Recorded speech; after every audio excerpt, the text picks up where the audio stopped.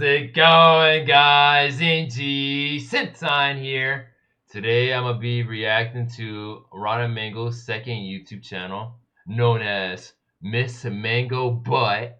Wow, what a random name! But this video has been highly requested for me to react to, and it's titled "She Came Home from Chemotherapy and Caught Husband and Best Friend in Bed." What an ultimate betrayal right there on both ends. Just reading that title alone is already speaking volumes on what we're about to get into right now. But this is part one out of the 6-part series. So after I react to this video, if you guys want me to react to the other parts, please let me know in the comment section below. And also be sure to send video links on what videos you guys would like for me to react to for the future. Please, I'll gladly appreciate that.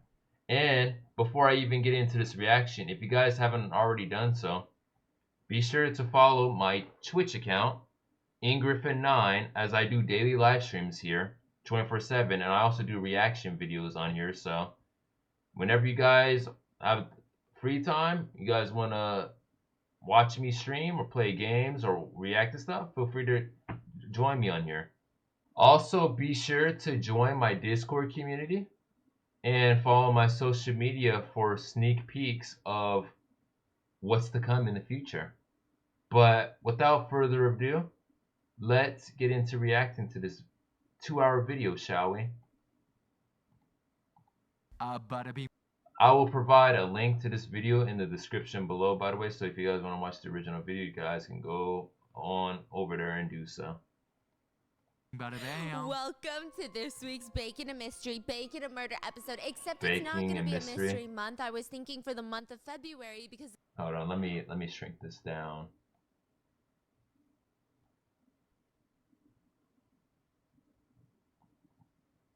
It's the month of love. It's the month of Valentine's Day. We don't do a thriller.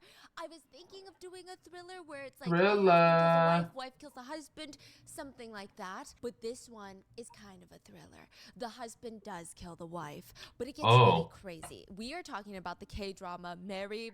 I'm not even surprised that it just resorts down to the whole killing thing. It seems like all these Korean K-pop stuff resorts into doing stuff like this.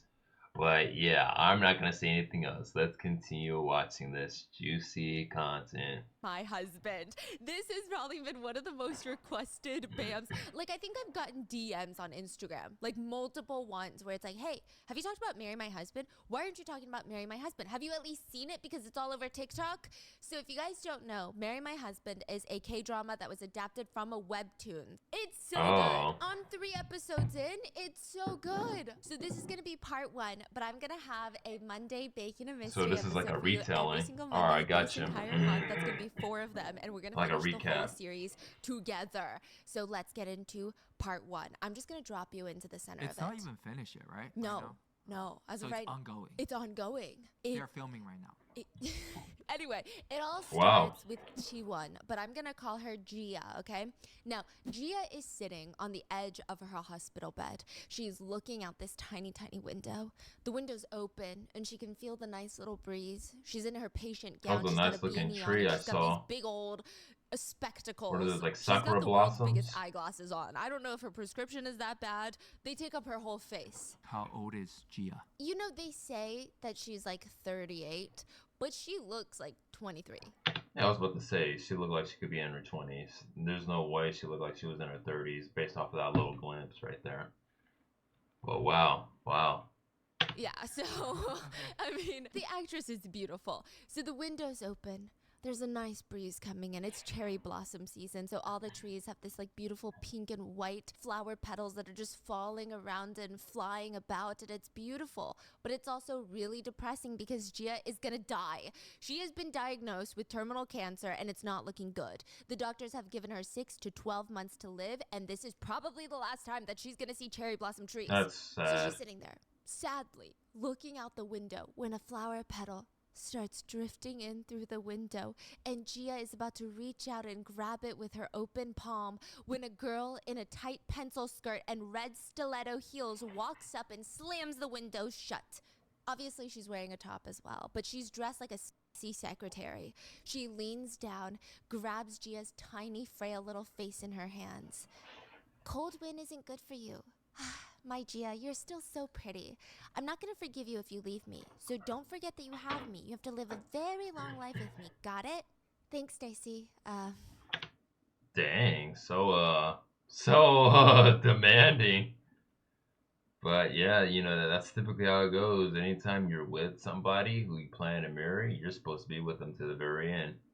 There should be no buts, ifs, scans, or nothing in between. Nothing. You have to commit to that one person.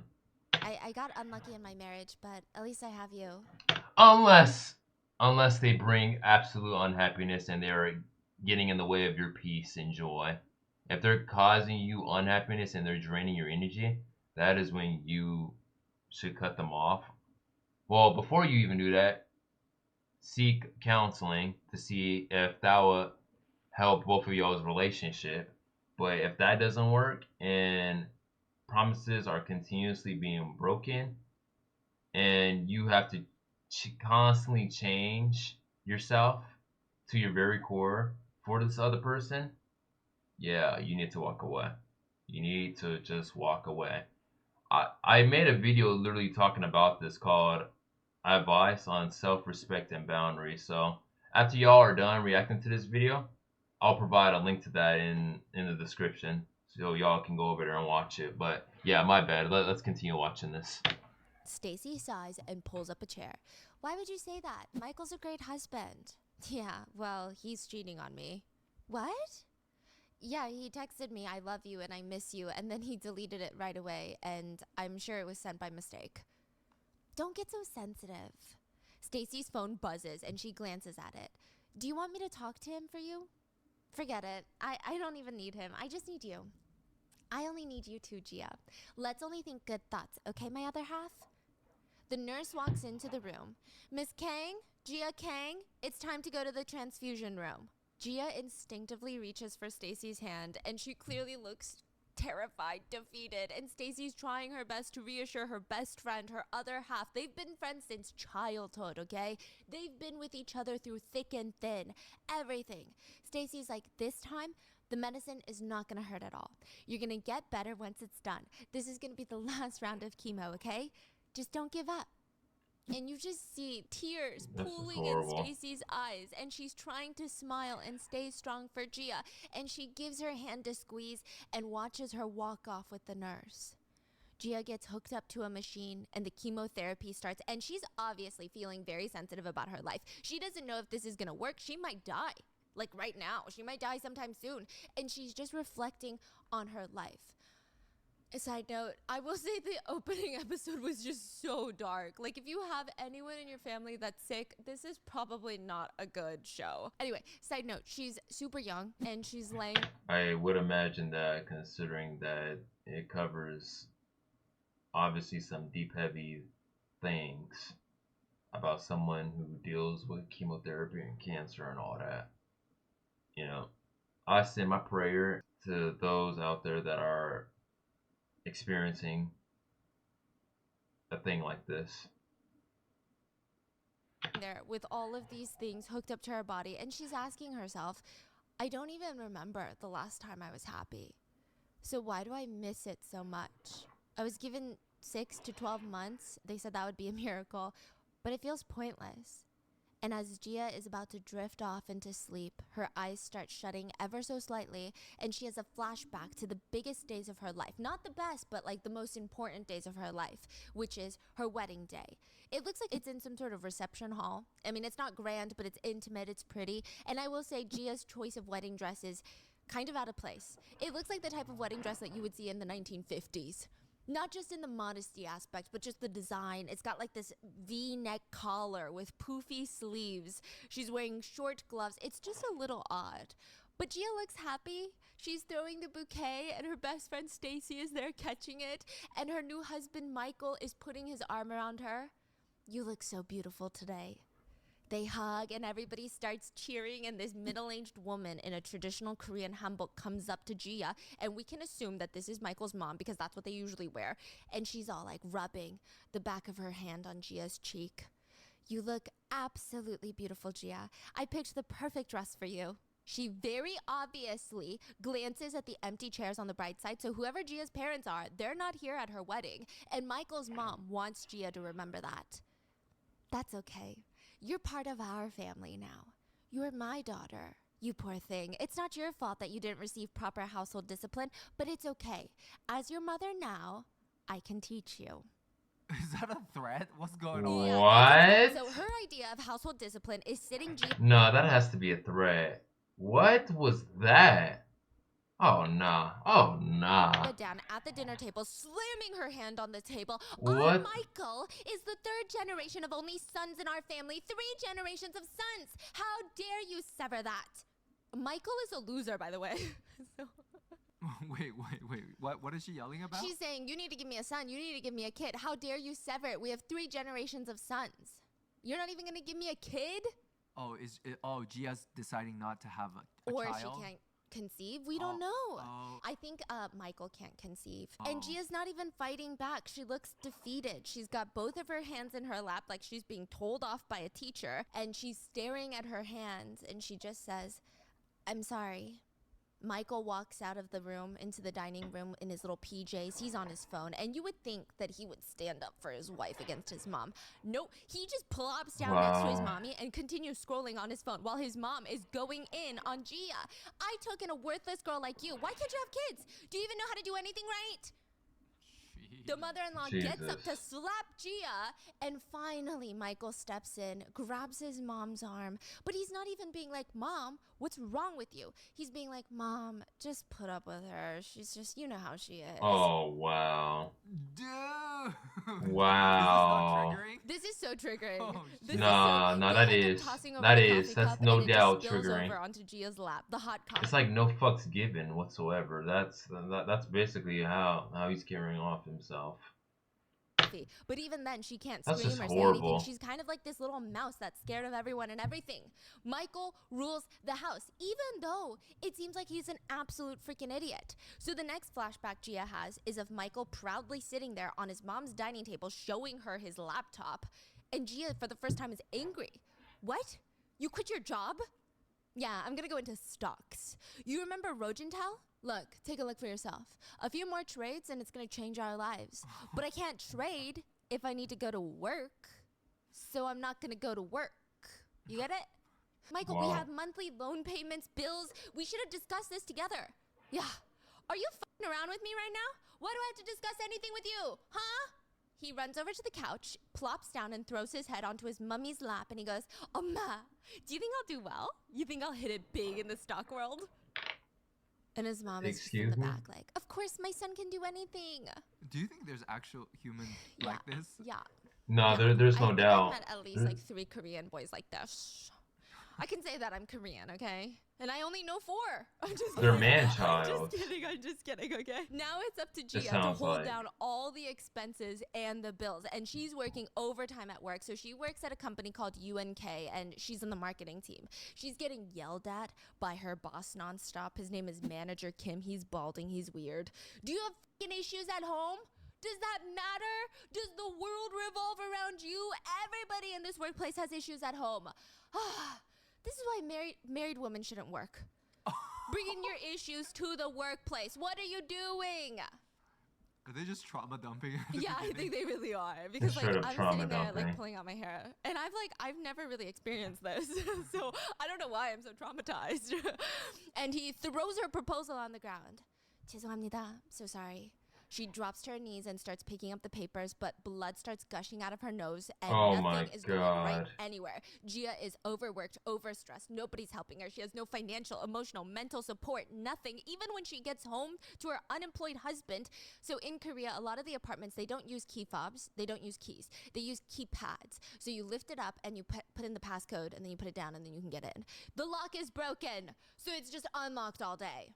Oh, shit. So the kitchen is a mess. There's a plastic water bottle filled with cigarette butts. I mean, Michael is just smoking in the house. There's cup ramen containers just thrown around. The place is disgusting. I feel like if I even just swiped a single finger on any random surface in any given area of this home, it would be sticky.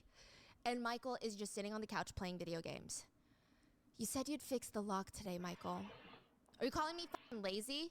Working overtime every day doesn't mean you're good at your job. You're so busy running around because you're so bad at your job, so know your place. There's this annoying beeping sound coming from the other room.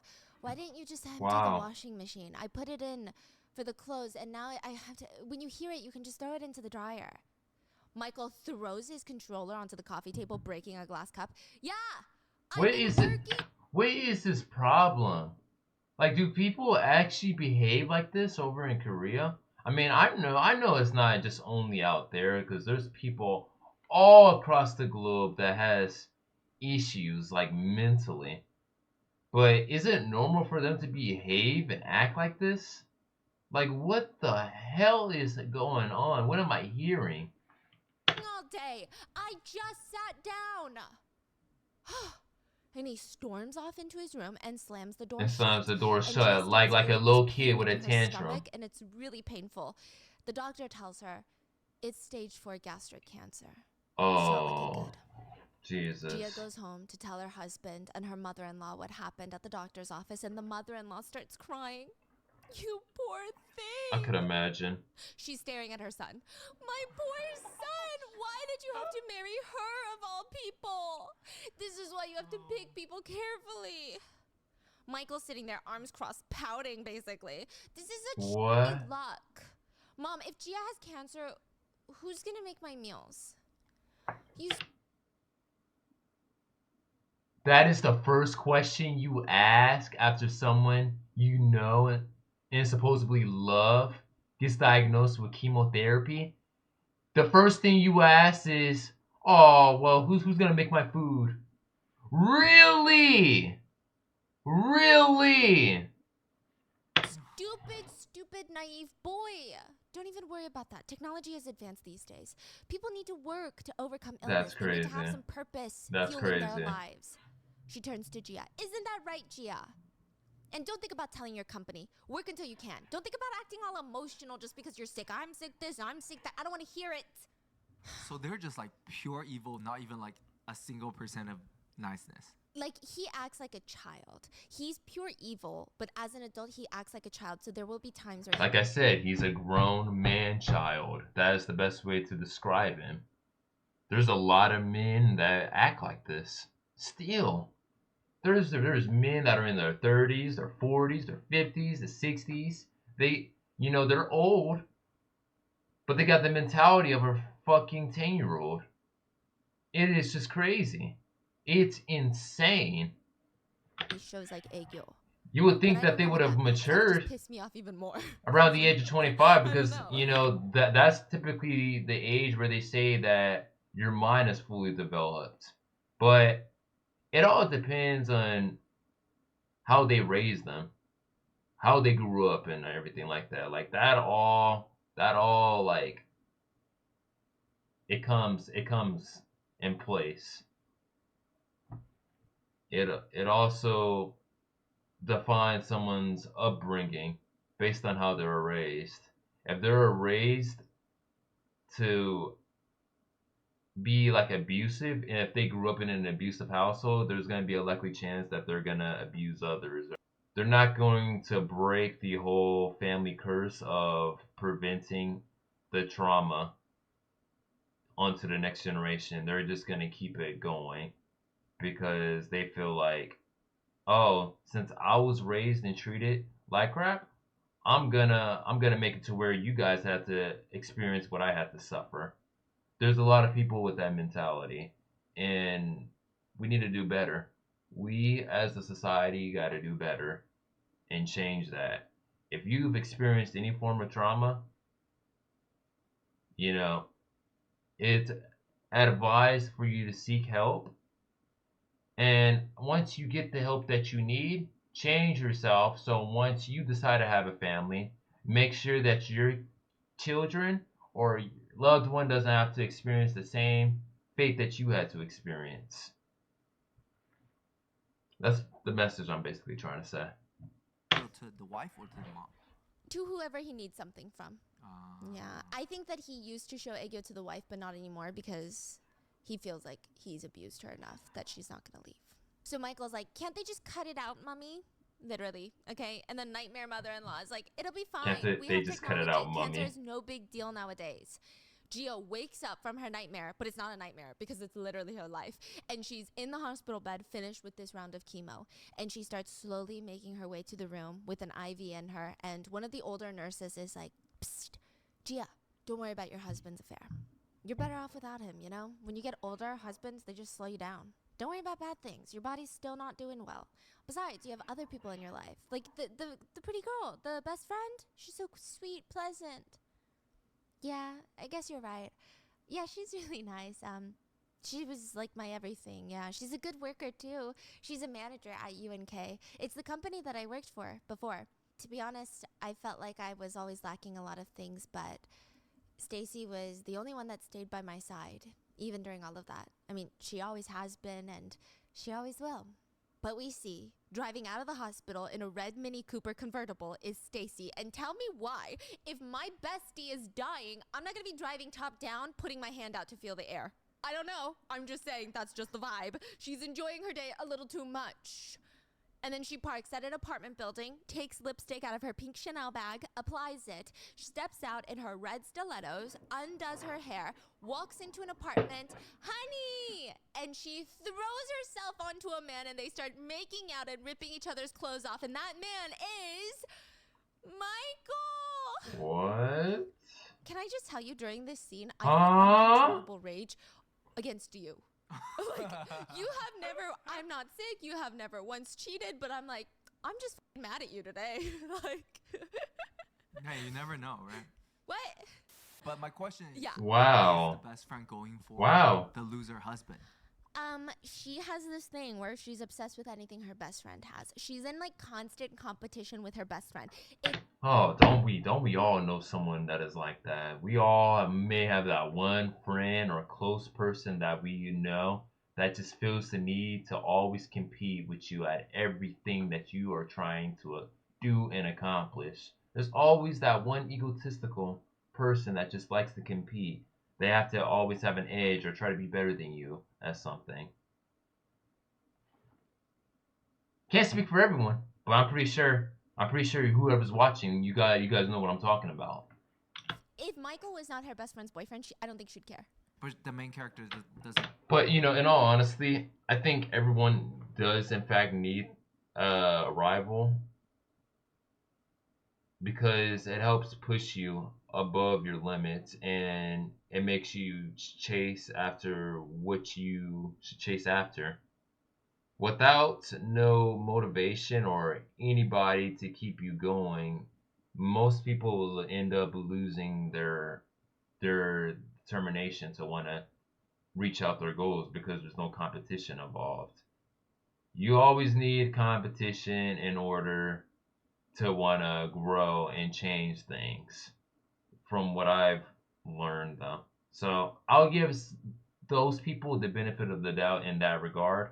But if it just feels like it's just petty and they're just doing things just to like rage bait you, then I don't know. Yeah, maybe I wouldn't want to be friends with them anymore if it's just getting toxic.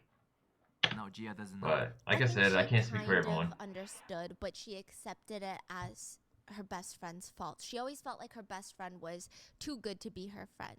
She's got Too really good low to be her self-esteem. friend. Yeah. Oh Really yeah. going through it. Yeah, and when you have a low Now, self-esteem she's making out too, with that Gia's doesn't help husband, either. Michael. Gia's lost in thought, talking to the nurse about how great her best friend is when a man in a suit comes to walk to her in the hallway. Miss Kang, Gia, we've been trying to contact your medical guardian. He needs to settle your medical bills if you want to continue treatment. Please settle the bills by the end of the day or we will have to discharge you. I'm very sorry. Yes. Wow. Okay, I'm sorry. Gia goes back to her room. She's calling up her husband. He's not picking up. She's shaking and she's pissed. She's texting him angrily. You quit your job after we got married so I would support us. At least pay the medical bills. Answer the freaking phone. He won't answer, so she has to go home to figure out how to pay the bills or figure out where the money went. So she slowly walks out of the hospital. The cherry blossoms are falling. They're like raining down cherry blossom petals. She can barely take steps without her whole body looking like she's about to faint, okay? But it's beautiful outside.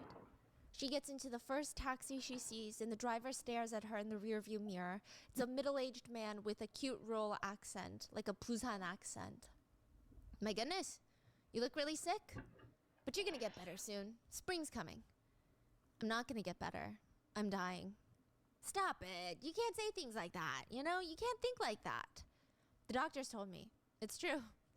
Besides, nothing good's gonna come out of living anyway. Now, why would you say that? What? My dad passed away early. I don't have siblings. I barely have a husband. I mean, honestly, it would be better if I didn't have a husband. Then I wouldn't have any debt, and then I'd be able to pay my hospital bills. Gia is laying her heart out to this man, this ajoshi. Her life is hard, but the taxi driver is both hands on the wheel just smiling. You need to follow your path until the very end to know for sure. And then he swerves onto a side road. I mean, this man is absolutely unhinged. Gia is holding onto her seatbelt like, excuse me, this isn't the way. I'll take you down a different path. Just trust me, it'll be good.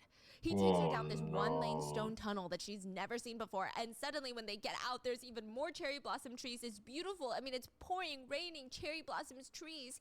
And he's like, see, we're here. I told you, the path you know is not the only one. There are other paths.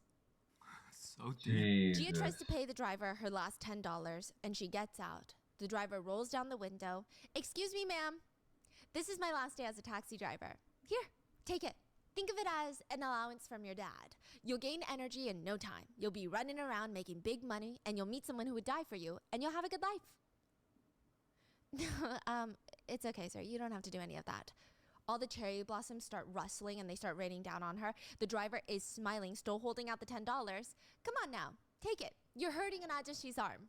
Gia hesitates, then reaches her arm in through the door and grabs the $10. She bows, and the taxi driver rolls up his window and drives off, just like that. And now, Gia is stumbling up the stairs into her unit. She has to take breaks between the steps because she's weak and out of breath, and she just stumbles halfway up. She finally makes it to her unit, lifts up the keypad. The lock is still broken. Whoa. It's unlocked. So she just opens the door and walks in, and in front of her are a pair of red stilettos. What the fork? She walks past them and starts walking towards the bedroom, and she hears a woman's voice. We know this woman's voice. You're really smart, babe. How did you think of the cancer insurance? Her dad died of cancer. She kept getting thinner. I thought it was time, so I took out a policy. Wow. Insane. You did such a good job. Was it like $1 million?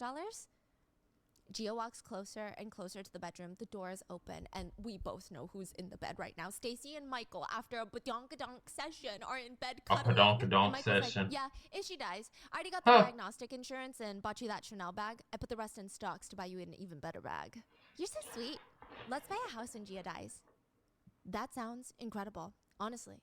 But this bitch is hanging on longer than I thought. She's persistent. I even told her not to go to the doctor after she first started getting sick, but she ended up going. Stacy is staring at Michael and eating candy. She is persistent. Maybe I'll take her out for some fresh air and push her off the roof. No, don't do that. What if you also get hurt? I mean, I can push her gently. No one would know. What the hell has she even been eating? Why is she still holding on? Right? We should eat whatever she's eating.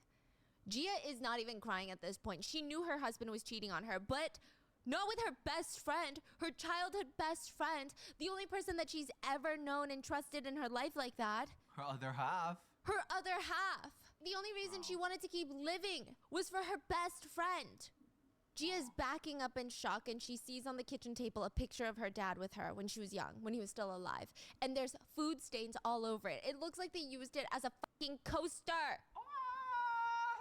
Oh, this show is crazy. So Gia bursted through the Dang! bedroom door, and the two are making out again, and Gia's screaming, "You crazy bastards!" Gia! Michael's so shocked he starts choking on a candy. And Stacy immediately goes over to pat his back. Babe, are you alright? The two of them are huddled together in the corner of the room, and Gia's screaming, throwing pillows and small little trinkets at them. And Gia's like, "This is insurance fraud. I'm gonna report you." That's messed up. Hey, what the hell? That's He turns messed to up. Stacy. Are you okay? You're not hurt, right? Stacy looks like a little wounded animal. Like she's so stressed out and hurt by Gia throwing a pillow at her, and because she's such a dainty little princess. I'm gonna fucking kill her. I'm gonna kill her. Gia's like, Stacy, She throws her picture frame with her and Michael at their wedding, throws it at them, and Michael covers Stacy, protecting her. I'm gonna kill. Like I said in the beginning of this video, that is just the ultimate betrayal. Once you find out that your so-called best friend sleeps with your wife or husband, you know, that's enough to make anybody want to crash out and just lose their shit. At that point, you're not going to be able to want to trust nobody. I wouldn't even know if I would be mad at the wife or my best friend. Honestly, no, fuck both of them. I'll say fuck both of y'all, and then just like walk away because I'm just like nah. I would completely remove them both from my life. I'm not even gonna listen to the whole well she came on to me first, and then you know they over point fingers towards each other. I'm like nah. The fact of the matter is you guys both knew what you were doing, so pack your bags and get the fuck out. Get out. Get out. Both of you! That's enough. Michael's like, hey, that's enough. He starts walking with his arm around Stacy. Crazy. And she's looking all traumatized and like, Sorry. save me, protect me. And then he's walking with her. And they get closer. They're trying to walk past the door, past Gia. Aren't you tired of this, Gia? He throws his hand up like he's about to smack her. But he stops. He just places his I was hand about to aggressively say. on her head. What could you even do right now in your state? Gia is shaking in fear and disgust, but she's also really hurt. Michael grabs her shoulder and then just pushes her onto the ground. So she falls, and he says, Wow. move out the way. And he walks out with Stacy. Wow. What a fucking scumbag. Oh man, yeah. I already know I need to stop like swearing because I don't know how strict YouTube is with their guidelines. But holy crap, that is just savage.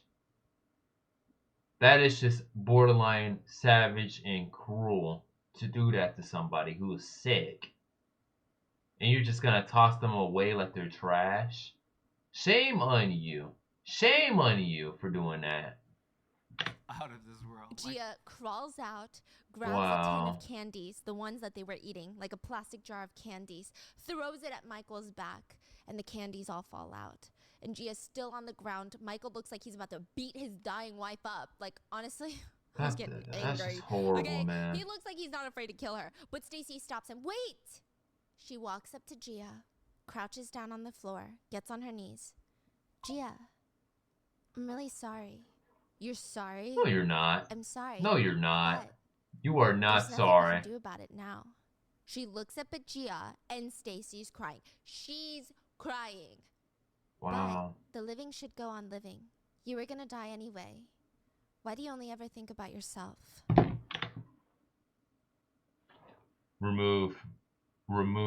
Remove someone that is like that. Yo, hell nah. Hell nah, man. I would lose my shit if someone ever told me that. I would lose it. Absolutely lose it. I'm sorry I keep pausing it, but like this is crazy. This is crazy to hear. Especially your best friend. Stacy gets up, or at least she tries to, because Gia grabs her Chanel bag, pulls her back down onto the ground. She tries to get up again, and she does it again until finally Gia uses all of her strength to get up, and now Stacy's on the ground, and Gia just starts grabbing her hair, pulling at it. You don't think you'll die? You don't think so? It's gonna happen to you too. Stacy screaming, babe, help me! Girl, if you don't, okay, like, please, it's not that serious. Gia is very weak. Maybe at most you lose a few strands of hair. I really don't like her. The actress is so good. Yeah, she's so good. Michael grabs Gia by the wrist and starts dragging her off of Stacy, and he gets up in Gia's face. If you're gonna die, just die already and fuck off. And he pushes her back, like both her shoulders. She falls so hard through the glass coffee table, and you're like, this is the K-drama moment. She is now, there's a pool of red blood behind her. It looks like fruit punch. It's very bright red. Gia is holding on to her very last breath, and she's wondering to herself, I longed for the happiness I never had, yet here I am with my good old friend, unhappiness. And she sees Michael and Stacy, and they're walking slowly closer to Gia. Stacy's like, babe, I think she's dead. Well, no, Sherlock. Michael's like, she was gonna die anyway. Does it matter how she died? I think so. Yeah. I think it does. I think the cops would think so, yeah. No. Stacy's like, what's gonna happen to us? Stop. Just stop, okay? People with cancer faint all the time. She tripped and she fell, and we found her like this. That's it. What do we do? What if we don't get paid? April 12th, 2023. Oh, man. Gia was found dead. But suddenly, Gia isn't dead. She's standing in the office break room, and we have no idea if Wait, hold on. Hold on. She said she was found dead, but then suddenly she wasn't found dead. What was that? Okay, nah, I'm sorry. I kind of found that a little bit funny. What? We have no clue I found that a what's little going on, bit but funny. she's very much alive again, and Michael is coming up to her. Michael's She like, pretty much said, psych, now I'm still alive. what are you doing? Why are you spacing out? Why aren't you wearing your glasses? Gia's like, oh my gosh, what is going on? She puts on her glasses, and she sees very clearly now, standing in front of her is her killer, Michael, and she starts crying. Michael's like, did you go to the hospital? What did they say? He gets closer and puts his hands up around her waist, and Gia loses her completely. She starts screaming, attacking Michael, throwing food from the break room at him. He's running out of the break room, terrified. She's running out after him, grabbing him by the back of his head, like just grabbing a fistful of hair, dragging him down onto the ground. He's screaming, babe, what's wrong? Please, ow, ow, ow, it hurts. What's wrong with you? Let go of me, god damn it. And his fist clenches. He's about to punch her, but the boss, the hot boss, Richard, in a full suit, steps in and breaks them apart by basically chucking Michael onto the ground and holding Gia's wrist. Miss Kang, Gia Kang, snap out of it. We're at work. What are you doing? We're at work? She starts looking around and everybody's staring at her and she's confused. Like, how did she even get here? Last she remembered, her husband and best friend were having an affair and she was pushed onto the coffee table. What do you mean we're at work? She doesn't even know. Okay, she's starting to freak out. Are you okay? What's going on? Are you hurt? Gia looks down at her arm and hand. She used to have these scars there. Some of them were from the cancer treatment. Another one was from an incident that she had. But now they're gone. She lets go of Richard's arm and starts stumbling through the office. She looks in the mirror. She doesn't have cancer. This is what she looked like before she had cancer. She's alive. So none of this is making any sense. She stumbles back from the mirror and she trips, knocking down a hot boiling water kettle that's... So she got over it. Okay. No, that's good. That's actually a huge blessing. That's a miracle right there. Fall on her face, but Richard stops it with his arm, chucks it away, grabs her by the shoulders, and gently pulls her up. Stacy pushes through the crowd. Yeah, they all work together. Oh yeah. Gia, are you okay? But all Gia can hear is Stacy saying, the living should go on living. You were gonna die anyway. Stacy and Michael are now standing next to each other, staring at her like something's wrong with her. So Gia gets up, runs out of the building. What the fork is going on? She tries the elevator. It's taking too long. She runs down the stairs to leave. She's doing a lot. And for some reason, she's adamant on going down into the subway station. But she's running so fast that her shoe slips off. She's about to trip and fall down the entire flight of stairs and probably die again. But Richard catches her in his arms. Enough. She nods. And he sits her down on the ledge. Do you think that you can handle it? Get it together? She nods again, and he goes to grab her shoes. But she gets up, and she starts staring at the busy street, the billboards, the signs, and she starts having a fucking panic attack because it is now 2013, not 2023. 10 years ago? Yes. She's somehow alive again and back 10 years into the past. Before she married Michael, before she got cancer, before any of this happened. Bro. Richard walks over with her shoes and saves Gia from falling for the 49th time in this one single scene.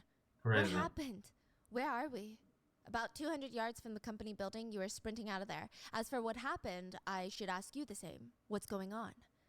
Gia just shakes her head no, and Richard gets Gia a taxi back home and escorts her back. They're standing on the side street in front of her apartment, and he drapes his blazer around her. Do you have something warm at home to eat? Do you have cash? He takes out a stack of cash, probably like $500. No, I'm fine. You have no phone or wallet. Gia's hesitating because, yeah, she doesn't have a phone or wallet. It's freaking 2013. Richard shoves the wad of cash into his suit jacket pocket that she's wearing. Thought it's crazy how 2013 was well over like a whole decade ago. If I know it's been past because we're in 2025 right now. Did I say 2025? I'm in 2026. What the fuck is wrong with me? Oh my god, I am sorry. No, but it's crazy how, yeah, 2013 has been well over a decade ago. We're already in 2026. Yeah, and then pretty soon we're going to be in 2033. And then by that time, it's going to be 2 decades. And when you think about it, we're not really that far. We're really not that far away from it. Take it. There are times that you need someone else's help. Thank you. She walks off and into her apartment, and it's not the same apartment that she shared with Michael and his mom, obviously, since they're not married yet. But she lives alone in a studio apartment, and the place is kind of messy. Gia stands there for a second before she has a bright idea, runs to the fridge, slams it open. There's eggs, there's milk, and all the expiration dates are in 2013. It's 2013. That's crazy. Wait, so she's not dating Michael yet? She is, but they're just boyfriend and girlfriend. Oh. They just started dating. Really. They just started. Wow. Yeah.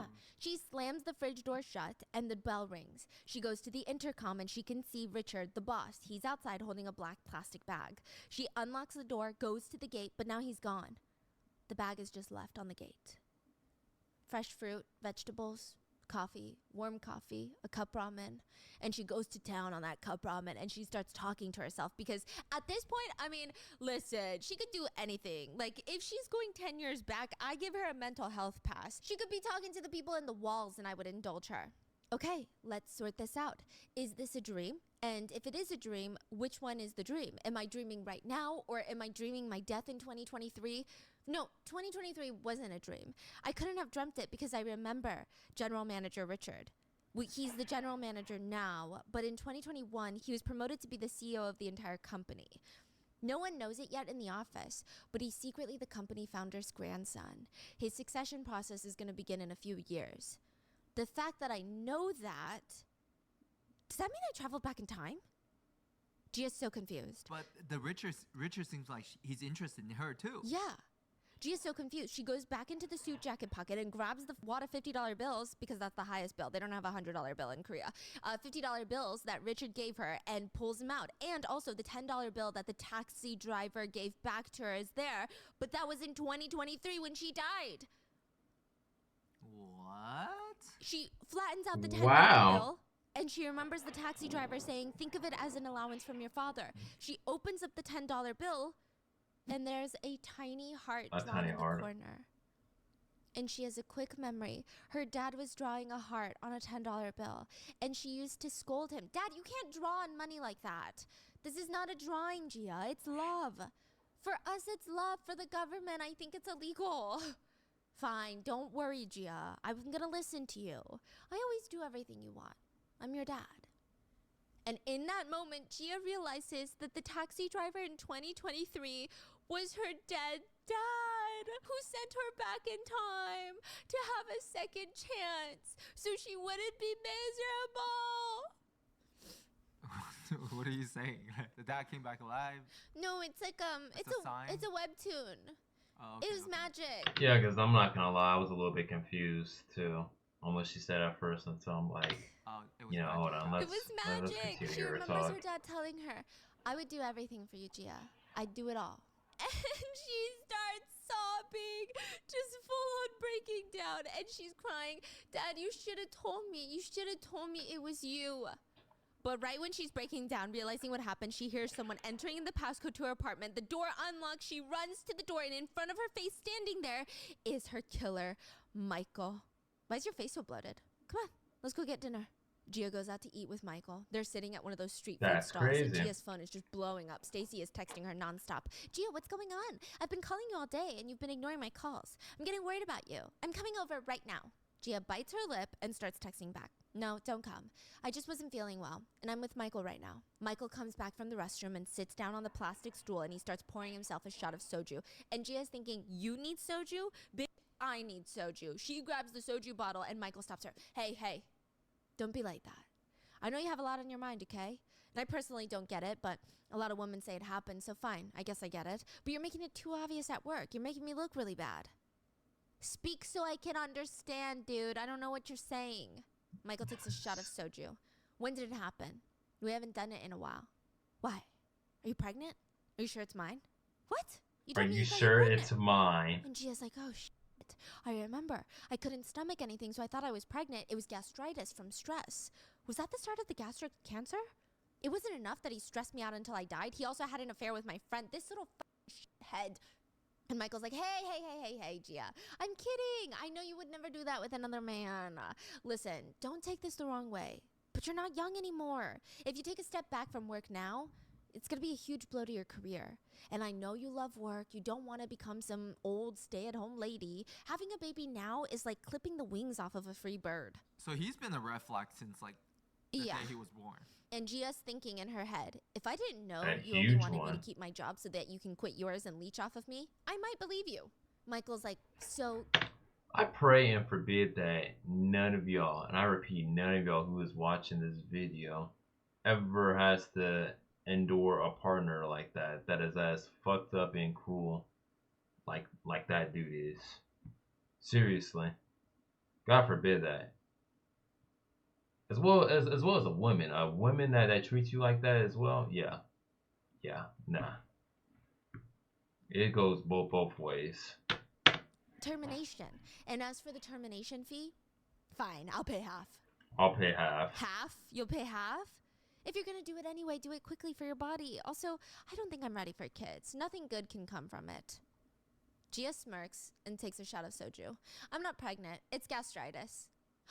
You're not pregnant? It's gastritis? Then why are you being so sensitive? Let's break up. What? Are you done talking? Wow. She slams a $50 bill down Just on the like table, that. the one that Richard gave her, and walks out. And Michael is speechless. He storms out behind her. How dare she break up with him? He grabs her arm and is screaming in the alleyway. Are you done talking? Seriously?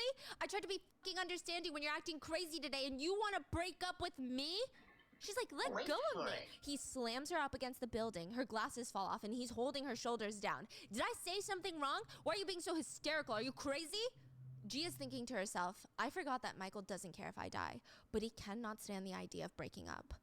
Who do you think you are? Breaking up with me? I'm gonna fucking kill you. He lets go of one of her shoulders, and he's about to start smacking her. Oh but he my doesn't. God. She's like, how dare you break up with me? Huh? Tell me. Do you think that you can break up with me? Who do you think you are? Gia just starts screaming, someone help me, help! Yeah, a group of young girls walk by, and I guess they help because now they're both sitting in a police station. And the police officer is looking at both of them. And he turns to Gia. Miss, you can't come to the police station over a lover's quarrel. It's not like that. I know, I get it, but 8 out of 10 times women ask us to press charges, and then once we do, they get mad at us. I mean, how ridiculous is that for us? Michael smiles and leans closer to the police officer, man to man. You know how it is, sir. There are days that women are, sensitive for no reason. I apologize on her behalf. Sensitive for no Smiles at reason is Michael and then turns to crazy. Gia. No, they're gonna be sensitive for a reason. It's gonna be always for a reason. It's never not for no reason, I'm sure. You weren't hit and nothing's broken. I see your boyfriend works for a big company. Bro, they work for the same company. It's the But same. you can't just come to the That's police crazy. just because you got angry That's and actually sensitive. crazy. Excuse me, am I supposed to wait to come here until something is broken? You know what? Forget it. Can someone just take me home? Gia gets driven back in the car and she's thinking, this is not working. She goes home to look at all of her things, her financials. She has $500 in the bank, which, yeah, $500 is a lot of money, but also she earns a lot more and she's like in her 30s and Michael has been borrowing and leeching off of her. So it's like she should have more than $500 saved. She's a single woman with no kids with a good paying job. But he's been draining her of all of her money and she's thinking, I used to be so scared of him breaking up with me that I would let him do whatever he wanted. He already has a lot of my money. He's used my card. He's cashed loans out in my name. What do? I can't run away with $500. I'm not going to last a month. She's stressed. She grabs her phone and there's a text message from Michael. I'm sorry I got mad and I yelled. I'll admit it. But you're at fault too, you know. I meant what I said earlier. I'm going to buy you a bag once the stocks do well. I got inside information on Real Gentle. When this blows up, let's get married. Crazy fucking bastard. Wait, Regiento? Why does that sound so familiar? Oh my God. It was Michael's only success in life. That one time. There's a way out. I'm going to use this to get through it. I don't remember everything that happened since 2013, but I do know a few stocks that I can invest in, the ones that did really, really well. Rajiental, Apple, some of those. I can do this. I'm going to live a proper life this time. For real, for real. Like, she really does not want to waste her second chance. She's going to insider trade and get a full body MRI and make sure that she's healthy. That's her game plan. So, Bro, like, yeah. Come on. Like, at that point, Yeah, come on. If you're not the next Bill Gates, I don't know, man. Like, you're doing something wrong if you go back in time and you're not Bill Gates. Yeah. Come on. Yeah. The doctor comes in with the results. Can you imagine, like, if Yeah. you go back in time 20 years, you'd be like, everyone listen to me. Apple, iPhone. They'd be like, no, BlackBerry. We really like using our thumbs. No. Yeah, that's not gonna work, huh? It's not gonna work. It's gonna listen to you. Wow. No one's gonna listen to you. It's this little brain scan, or an MRI, not a brain scan. And her doctor's like, Yeah, also, if you guys have already made it this far in this video, please feel free to click that notification bell and subscribe to my channel for more daily content such as this. But yeah, without further ado, let's get back into this video. I told you, you didn't have to do this scan. It's just gastritis. It can get serious, so make sure to take your meds and stop stressing out so much. But otherwise, you're gonna be fine. So afterwards, Gia goes to the bookstore to pick out some books on investing, you know? Books like Read This If You Want to Quit Your Job, which is awkward because her boss, Richard, bumps into her at the bookstore. Ah, Mr. Richard.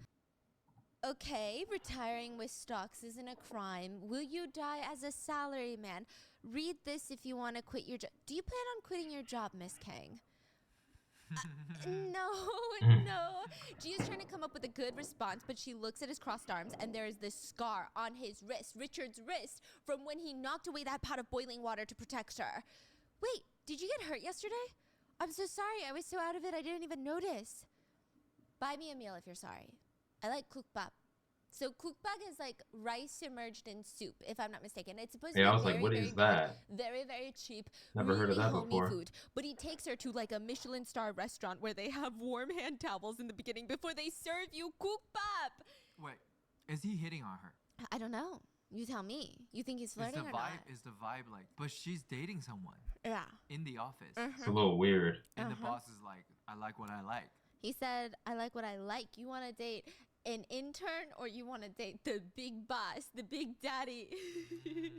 So That's Gia crazy. looks panicked at the restaurant. I mean, she cannot afford this. She has not completed That's common her enough. insider trading Can't yet. say that it's And not. he's like, what's wrong? When you said cookbook restaurant, I didn't think it looked like this. What else did it look like? Oh, I guess nothing. So Gia starts thinking to herself, I mean, I never spoke with this guy before, so I didn't know, but he's got like this little master of the house vibe. Like, you can tell that he's very classy. Like, little master of the house. I don't know if that's the good translation. So in Korean, we call him like, I forget, but it's like when kids act like a little, like, you know, like little master of the house. Yeah. He's got that vibe. Not like master of the house. Yeah, I know what you mean. Like, China has Yes. like Little Prince.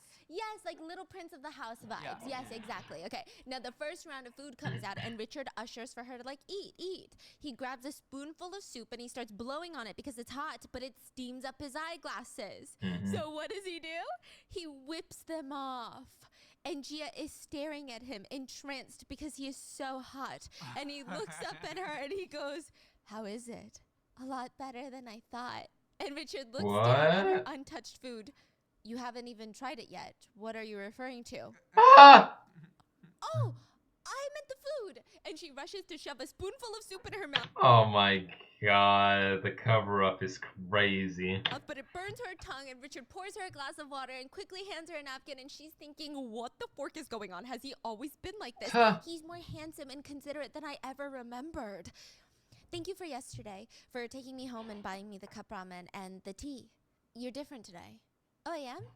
Are you really gonna quit? To be honest, I was considering it. I just felt like I can't keep going like this. I figured it was kind of time for a change. Change as in marriage? What? You bought a book about interior design, so I just assumed. No, this. And Gia's thinking, oh, it makes sense, because in 2013, she was preparing to marry Michael this year. I'd rather die than get married, is what she's thinking, but she doesn't say that, okay? Instead, her phone is blowing up, and they're both staring at. It's important just to remain firm and just speak your mind. Like, speak on how you feel. Stop trying to hide and project things, really. But, you know, I understand that some people, they can't do that because of, like, a low self-esteem and or other stuff. But typically, if I'm, like, uncomfortable and I'm constantly having to make up excuses to get away from somebody or stop talking to somebody, you know, why not just save the problems and just tell the person, like, look, like, I don't mess with you. Like, I understand that you like me, you're flirting with me, but it's like, come on, I'm not about that. I don't want nothing to do with you. Well, like, don't say it like that, because, you know, that it's harsh, but it's like, you know, to do something like that instead of just keeping the person wondering what's up, and then you're just making up shit consistently. It will save you the time. Trust. Because Stacy is texting her nonstop. She's leaving messages like, Gia, my other half, call me back right now. You're my only friend, Gia. Why aren't you answering me? Where are you, Gia?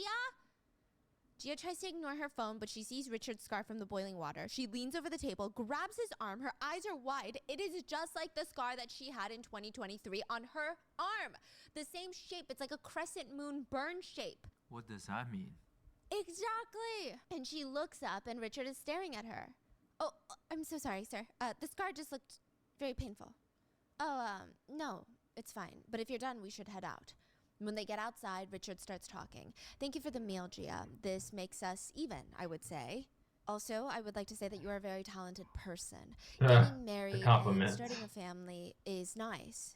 Would Gia pay the meal? Yeah, but I think it would be a shame if you quit.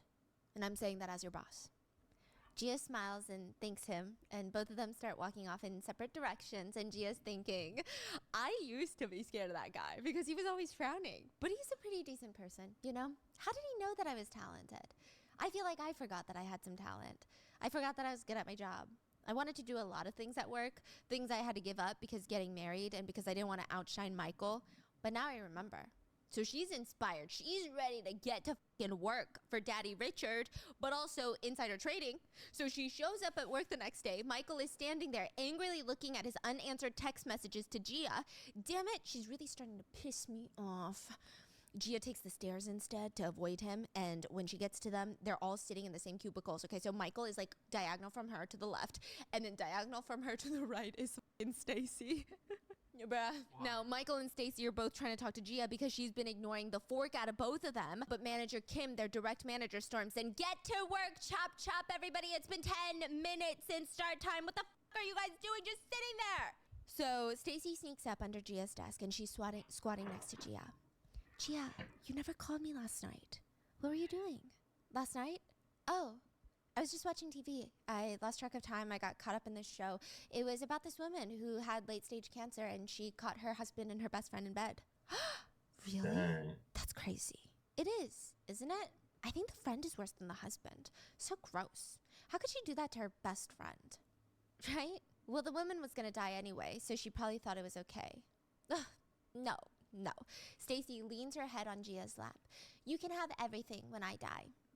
But if you die, I get everything you have.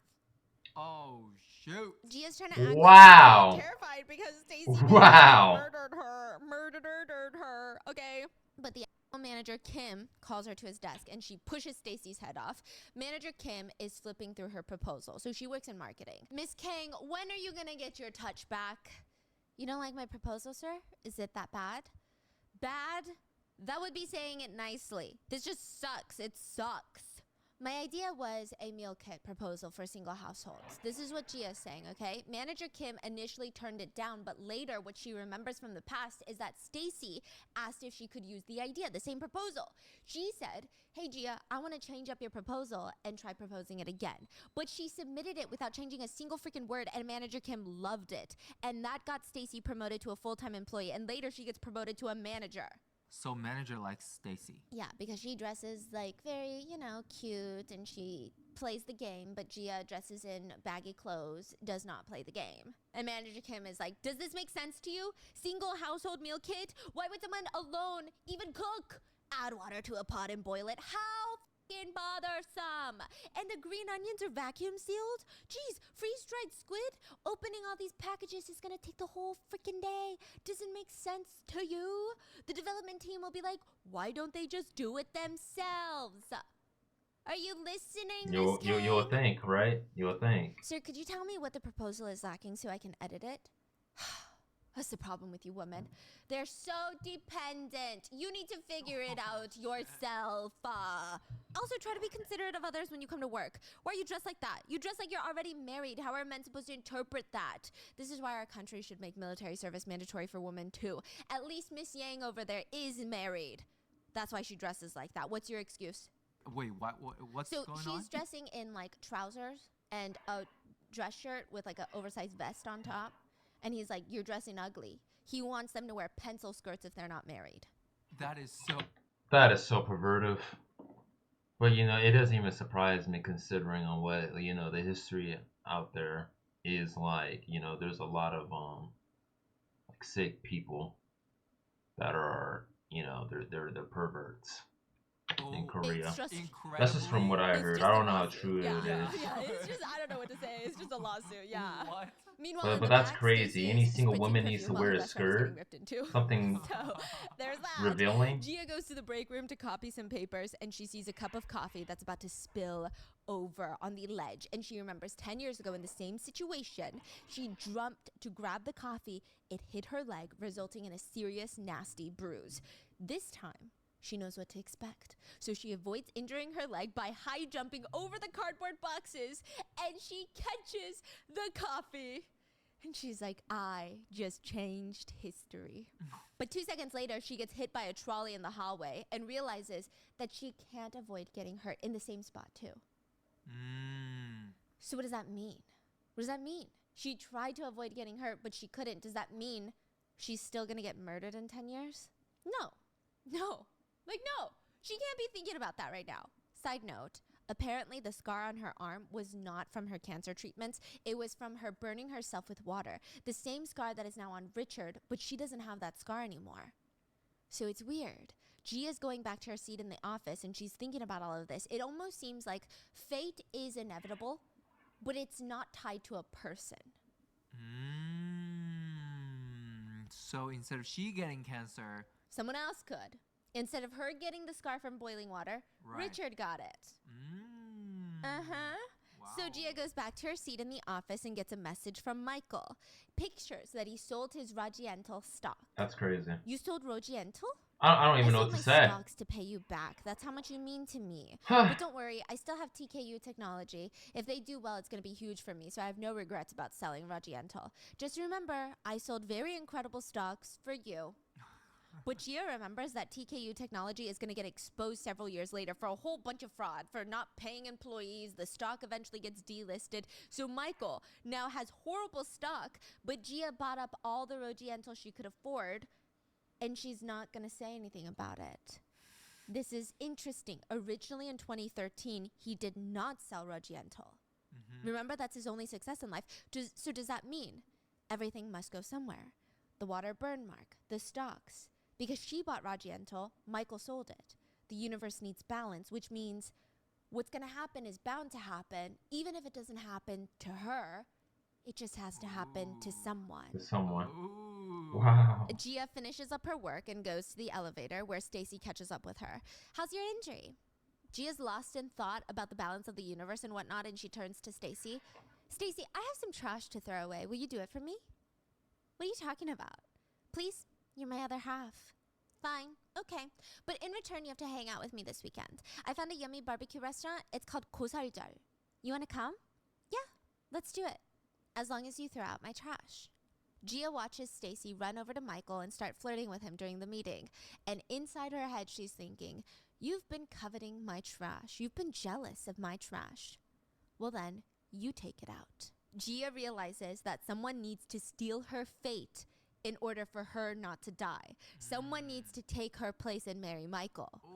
Marry my husband. That's how it works. And she knows it has to be Stacey. Wow. That's Gia's. So the next day at work, Gia comes in with her coffee, and inside the elevator, it's her, Stacey, manager Kim, the boss, and the general manager, higher up, soon to be CEO Richard Daddy, okay? It's a little awkward. So Richard right now is above the other manager? Yeah, but nobody knows he's the founder's grandson. They think he's just a manager, a higher manager. Yeah, they don't know. It's a little awkward, but Manager Kim tries to make small talk, or he just wants to yell at someone. I don't know. Manager Kim's looking at Gia. Gia, are you working on your proposal? I'm not going to hold back if it sucks again. Yes, sir. I'm working very diligently on it. Stacy glances at the general manager, Richard. It's her chance to be a pick-me. Mr. Kim, if you say it like that, it looks like our Gia does nothing, but she works very hard. Is that the good coffee from across the street, Gia? Manager Kim smirks. Look at this. Little slacker, you left work during work hours to buy coffee? I'm sorry, sir. I grabbed it on my way back in. See what I mean? They're never working. Women, all they want to do is eat yummy. Richard slams his fist on the elevator and everybody goes silent. Dang. He doesn't even say anything else. And then they all get to the floor. Richard stops Gia. Miss Kang, come with me for a moment. And they go up to the rooftop and Richard is like, drink your coffee. She thinks he's going to scold her even more for the coffee and this is like some sort of weird punishment. Sir, would you like my coffee? I haven't even touched it with my mouth yet. And to be honest, I skipped breakfast and that's why you should start eating breakfast. Now, drink the coffee. It would be awkward for you to drink it alone in the office. Hey, why is Richard into her? You'll see. Oh. But not in this episode. You won't see. Oh. That's why I called you out here. Yeah, Thank I you. remember that this is like right, a I decided 6-part not to put my series job from what right I've away. seen. Do you want to see something? And Gia pulls out her bill that the taxi driver gave her with the heart on it, aka her dad, and she said, my dad gave it to me. Whenever my dad would give me allowance, he always drew a heart on it, and I told him not to draw on money like that, but I guess he couldn't stop. This is the kind of love that my dad gave me, and that's why I'm not quitting. Also, you said that I was talented, and that really helped me make up my mind. Honestly, it's been so long that I forgot what I wanted, and I've been busy just trying to get by, but I don't want to live like that anymore. So, thank you.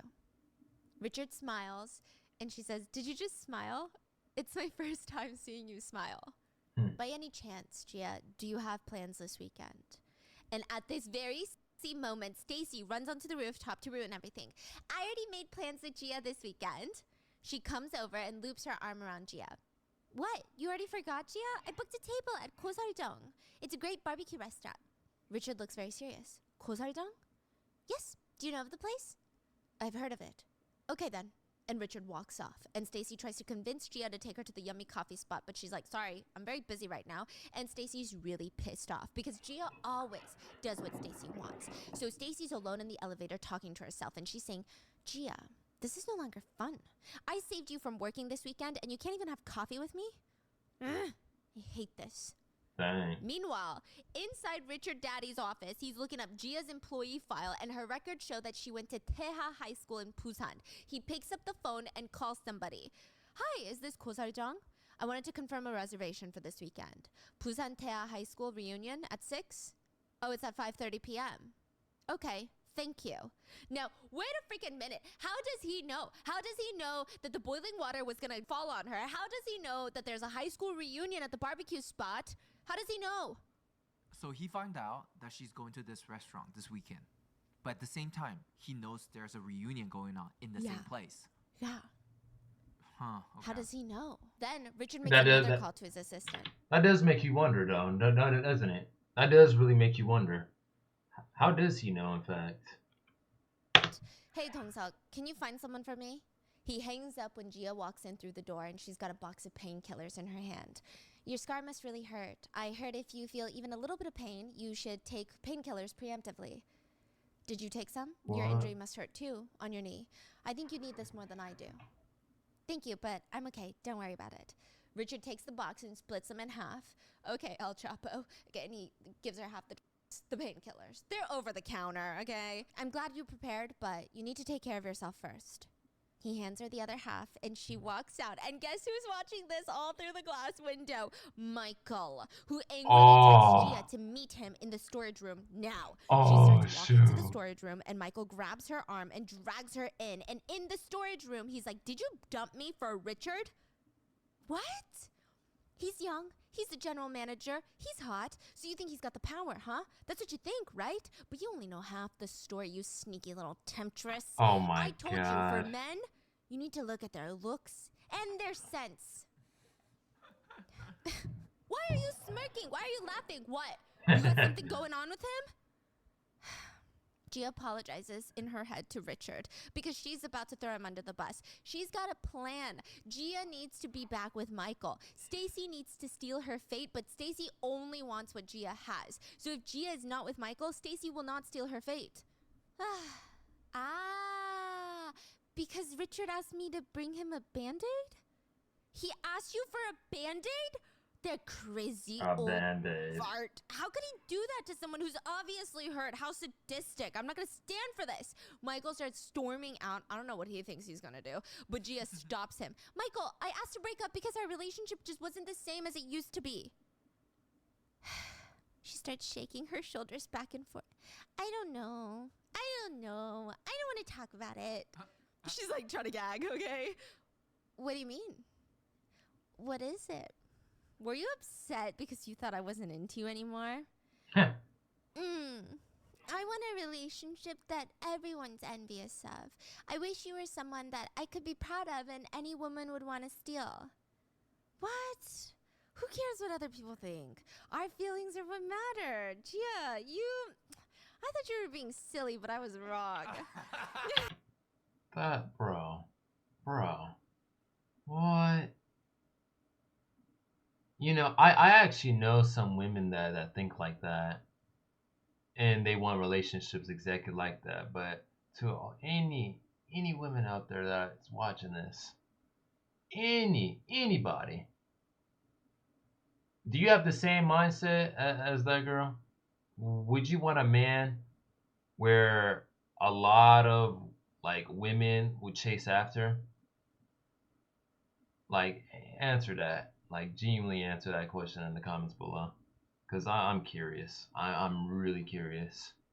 What the f is going on? Okay, fine. I'll pay you more attention from now on. What? Now let's make up. Okay. She claps like, okay, and is trying to walk out, but he grabs her and pushes her up against the wall again for the 20th time in this show. For the Oh my 20th god. time. He's trying to do it. Stop, we're at work. So, no one's coming. Someone's gonna come, I can hear them. No, they're not. He tries to go in for the kiss, and his phone starts ringing. Wait, you have a call coming.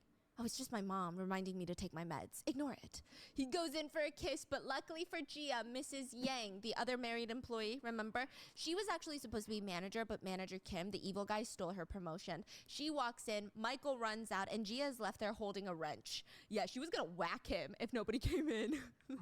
Miss Yang is alone with Gia, and she says, I know it's not my place, but even between lovers, unwanted physical contact is bad. Gia doesn't say anything, but she's very shaken. Sorry, I don't want to overstep, but I was just reminded of my past. I have a lot of regrets, and Gia, you seem like a smart person. Don't make the same mistakes that I did.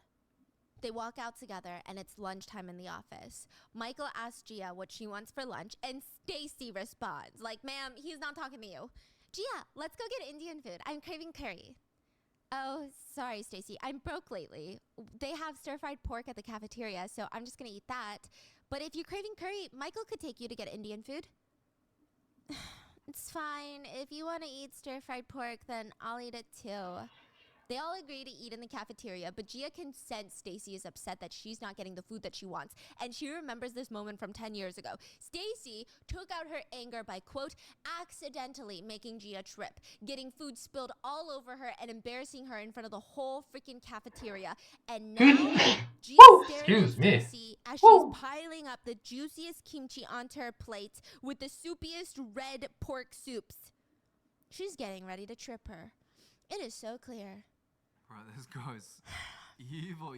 But this time, Evil. Gia is prepared. Evil, Even I 10 say. years ago, Gia knew what Stacy was doing, but she put up with it because she thought that Stacy was the only one that she had, but not anymore. Gia is prepared for Stacy to trip her, so she moves out of the way, sticks out her foot, and Stacy trips instead. Stacy trips and takes What kind of Tom and Jerry nonsense is this? This is legit something you would see in that cartoon. This goofiness. down Michael with her, spilling all of her red food on Michael. Stacy Oh, looks shocked and horrified. that's crazy. Oh my god, I'm so sorry. I'm so sorry. Are you okay? I'm so sorry. Michael's pissed. His shirt is designer and there's red sauce all over it. Gia takes a moment, smirking, and then she turns around. Babe, are you hurt? Isn't this your favorite shirt? Authentique? It's all ruined now. What do we do? Ah, give me a napkin. Napkin, right. Gia goes to the bathroom to grab napkins and she hears a voice from one of the stalls. Excuse me, is someone there? I need some help. Do you need a sanitary pad? Yes! Just a moment, I'll get it for you. She grabs a pad and the girl walks out of the stall. It's Hannah, the girl that sits in front of Gia in the cubicles. She's gonna be very important, okay? But they never really talked. They were just coworkers. But Hannah is profusely thanking Gia. Thank you so much. I was wondering who saved my life and it's already somebody that I know. And I promise that I'm gonna pay you back properly one day. Oh, there's no need for that. It was nothing. And, oh, Hannah, let me see. Don't mind She my turns ring Hannah around, gap. and It there's just blood does on that. Hannah's white pants. Gia takes off her Loud, own sweater, busy wraps neighborhood. it around Hannah's waist, covering up the stain. And Hannah's eyes are wide. She's covering her mouth. She's in love. This is her superwoman moment. And Hannah is fainting. Hannah is like the comical best friend, okay? Hannah's fainting.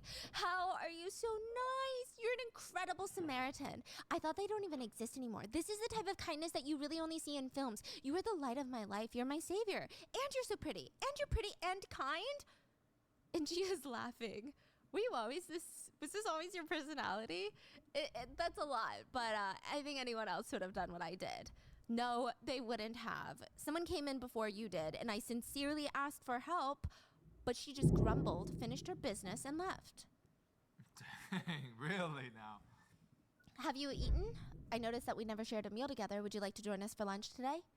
So Gia brings Hannah to the table. So now it's Gia, Hannah, Stacy, and Michael. Michael with the stains on his shirt, Michael. I mean, I hate this man, okay? Stacy doesn't like that Hannah is I do smiling too. at Gia. I do too. Gia, what took you so long? You were just gonna grab napkins, no? I found Hannah in the restroom and she had an emergency. Babe, is your shirt okay? Is it ruined?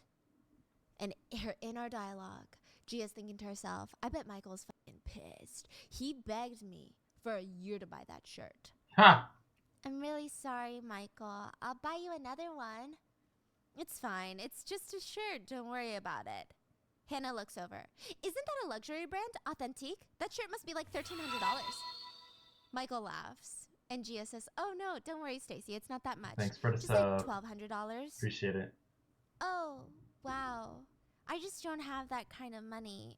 I'm just a temporary employee. Who And said that? Stacy, she's looking up at Michael, giving him flirty eyes. And Michael's like, it's fine. Don't worry about it. Just eat. Is it really okay? You're so competent. You're always so generous. You're the best. Tigo, the best. Yeah, I got a lot of shirts at home. Don't worry about it, Stacy. Stacy, you're also the best. Please, eat. I wanted this to happen. Oh, it smells so good. Best. What? You're so generous, Michael. And they're both giggling and smiling at each other, basically flirting. We call it a sing show in Korean. You know what a sing show is? It's like, bro, I don't even know what I'm looking at. That's what a sing show is. You see two people and you're like, wow, they're doing something, okay? They're something. They're not on this planet. Hannah is disgusted as well because everybody in the office knows that Gia and Michael are dating. But she starts digging in, and Hannah is eating like a normal person. And Michael points it out. Wow, Hannah, you could really put it away. Yeah, quite the appetite. How can a woman eat so much? That's Stacy. Women or men, we all have to eat to do important work. My grandfather taught me that. So, does your grandfather do important work? He sells bean sprouts, tofu, and seasonings. So he sells side dishes. Yeah. Gia cuts in. You must get your energy from him. Koreans get energy from food. That's right. Correct. That's where I get it from. Stacy pouts at her food. As a picky eater, I am doomed then. I wish I could eat like Gia. Come to think of it, Gia can pretty much stomach anything. She could digest steel, isn't that right, Gia? Gia kind of rolls her eyes. Right. Michael looks amused and disgusted that his girlfriend consumes food. Like, wait till this guy finds out that girls take shits, okay? Crazy. And he's like, really, Gia? Well, now that I think about it, I remember one day we went out to go eat soup. She eats like an old man, like an ajashi, just gobbling it up. Wow. Ajashi. He's like taunting her, calling her ajashi. Stacy's like, Michael, you shouldn't say that to her. You need to love her no matter what. Also, this is literally how she fucking talks. I'm just letting you know. Don't get annoyed at me, okay? Michael's like, right, love's important. Wow. Gia, you're lucky to have a friend like Stacy. Gia starts straight up choking on her rice, okay? And Hannah gets up. I'll bring you some water. Stacy speaks up. Mine too. What? Why? Since you're going anyway. Michael cuts in. Oh, me as well. Hannah smiles. Okay, since you came to work anyway, could you do my job too? And she walks off. Oh, And shit. Stacy's like, what the hell? That little brat, how dare she talk to me like that? Stacy, don't talk about Hannah that way. We're at work. Hannah is young, but she's the same rank as you. Stacy's in shock, and Gia realizes that it's too obvious that she fucking hates their guts. So she catches herself and says, I'm gonna have a conversation about it with her. Michael pipes in. Yeah, talk to her, will you, babe? She's so rude. Unbelievable. You know what? I'll go now. Michael, do you mind staying with Stacy? She's such a picky eater that she's not gonna eat unless someone helps her. She's not like me. I can eat anything. Bye. And she just walks off. She goes to find Hannah. Hannah, I'm sorry. I cleared your tray. Are you all right? Yeah, I'm sorry for lashing out. I should have bit my tongue. I recognized her voice right away, though. The woman who ignored me in the restroom, it was Stacy. So after lunch, Stacy and Michael are taking the elevator back to the office. And Stacy's like, I think Gia's angry. They're waiting for the elevator. I think it's because I ruined your shirt. Come on, you know she's not like that. Gia is worried about you and your eating earlier. She cares so much about you. You think so? She's so indifferent sometimes. She doesn't know how much I care about her. The elevator doors open and they get shoved into the elevator with like 20 other people. And of course, Michael is forced to basically dry hump Stacy. And Stacy seems to really like it. But Michael... All right, let's continue. But not because he doesn't like it and he has a girlfriend and he's loyal and this is his girlfriend's best friend, but because he looks like he's about to create his own brand of coffee creamer in the elevator. I'm sorry, I didn't know how else to put it. The man looks like he's about to burst. Wait, what? The elevator opens, more people come in, and they're basically What does he pushed say? up on each other, like 20 other people. And of course, Michael is forced to basically dry hump Stacy, and Stacy seems to really like it. But Michael, he looks very uncomfortable. But not because he doesn't like it, and he has a girlfriend, and he's loyal, and this is his girlfriend's best friend, but because he looks like he's about to create his own brand of coffee creamer in the elevator. I'm sorry, I didn't know how else to... That's crazy. No, that's actually crazy to say. Man, I get it because of the YouTube community guidelines and stuff like that. She can't say certain stuff, like how I can't say certain stuff. But like phrasing it like that is insane. The man looks like he's about to burst, okay? The elevator opens, more I'm people about come in, to and they're basically pushed up on each other, and they're facing each other. So Stacy, Sorry, I she's got couldn't this help evil it. look in her face, and she leans in even more and whispers in his ear, "This is so awkward, but you smell really good. What perfume do you use?" In the middle of an elevator? Yeah. That's crazy. And then she leans back and smells so good. And she's like whispering to him. Oh, They get to seductive. the office meeting where Hannah is passing out proposal sheets for everyone, and manager Kim walks in. What the hell is this? These are the materials for the meeting? I told you not to do this. Oh my God, can anyone in this room do anything right? Can't you show more respect for your work? What is this? Gia thinks to herself, when someone is incompetent, they make a big deal over small things that they actually know how to do, like staples. Pick me, Stacy chimes in the meeting. Hannah, you have to staple it diagonally, like this, at an angle. Staple? Exactly my point, Stacy. You know your stuff. Hannah, go and print them again. All of it? That's such a waste of paper. Exactly. Several trees were wasted because of you. I want you to understand that. Stacy gets up. I'm sure they understand, Mr. Kim. Gia, why don't you get the manager some coffee? And Stacy goes up to the manager, Kim. Sir, will you take a look at my proposal? I need to become a full-time employee. Maybe we could get some air while we look at it.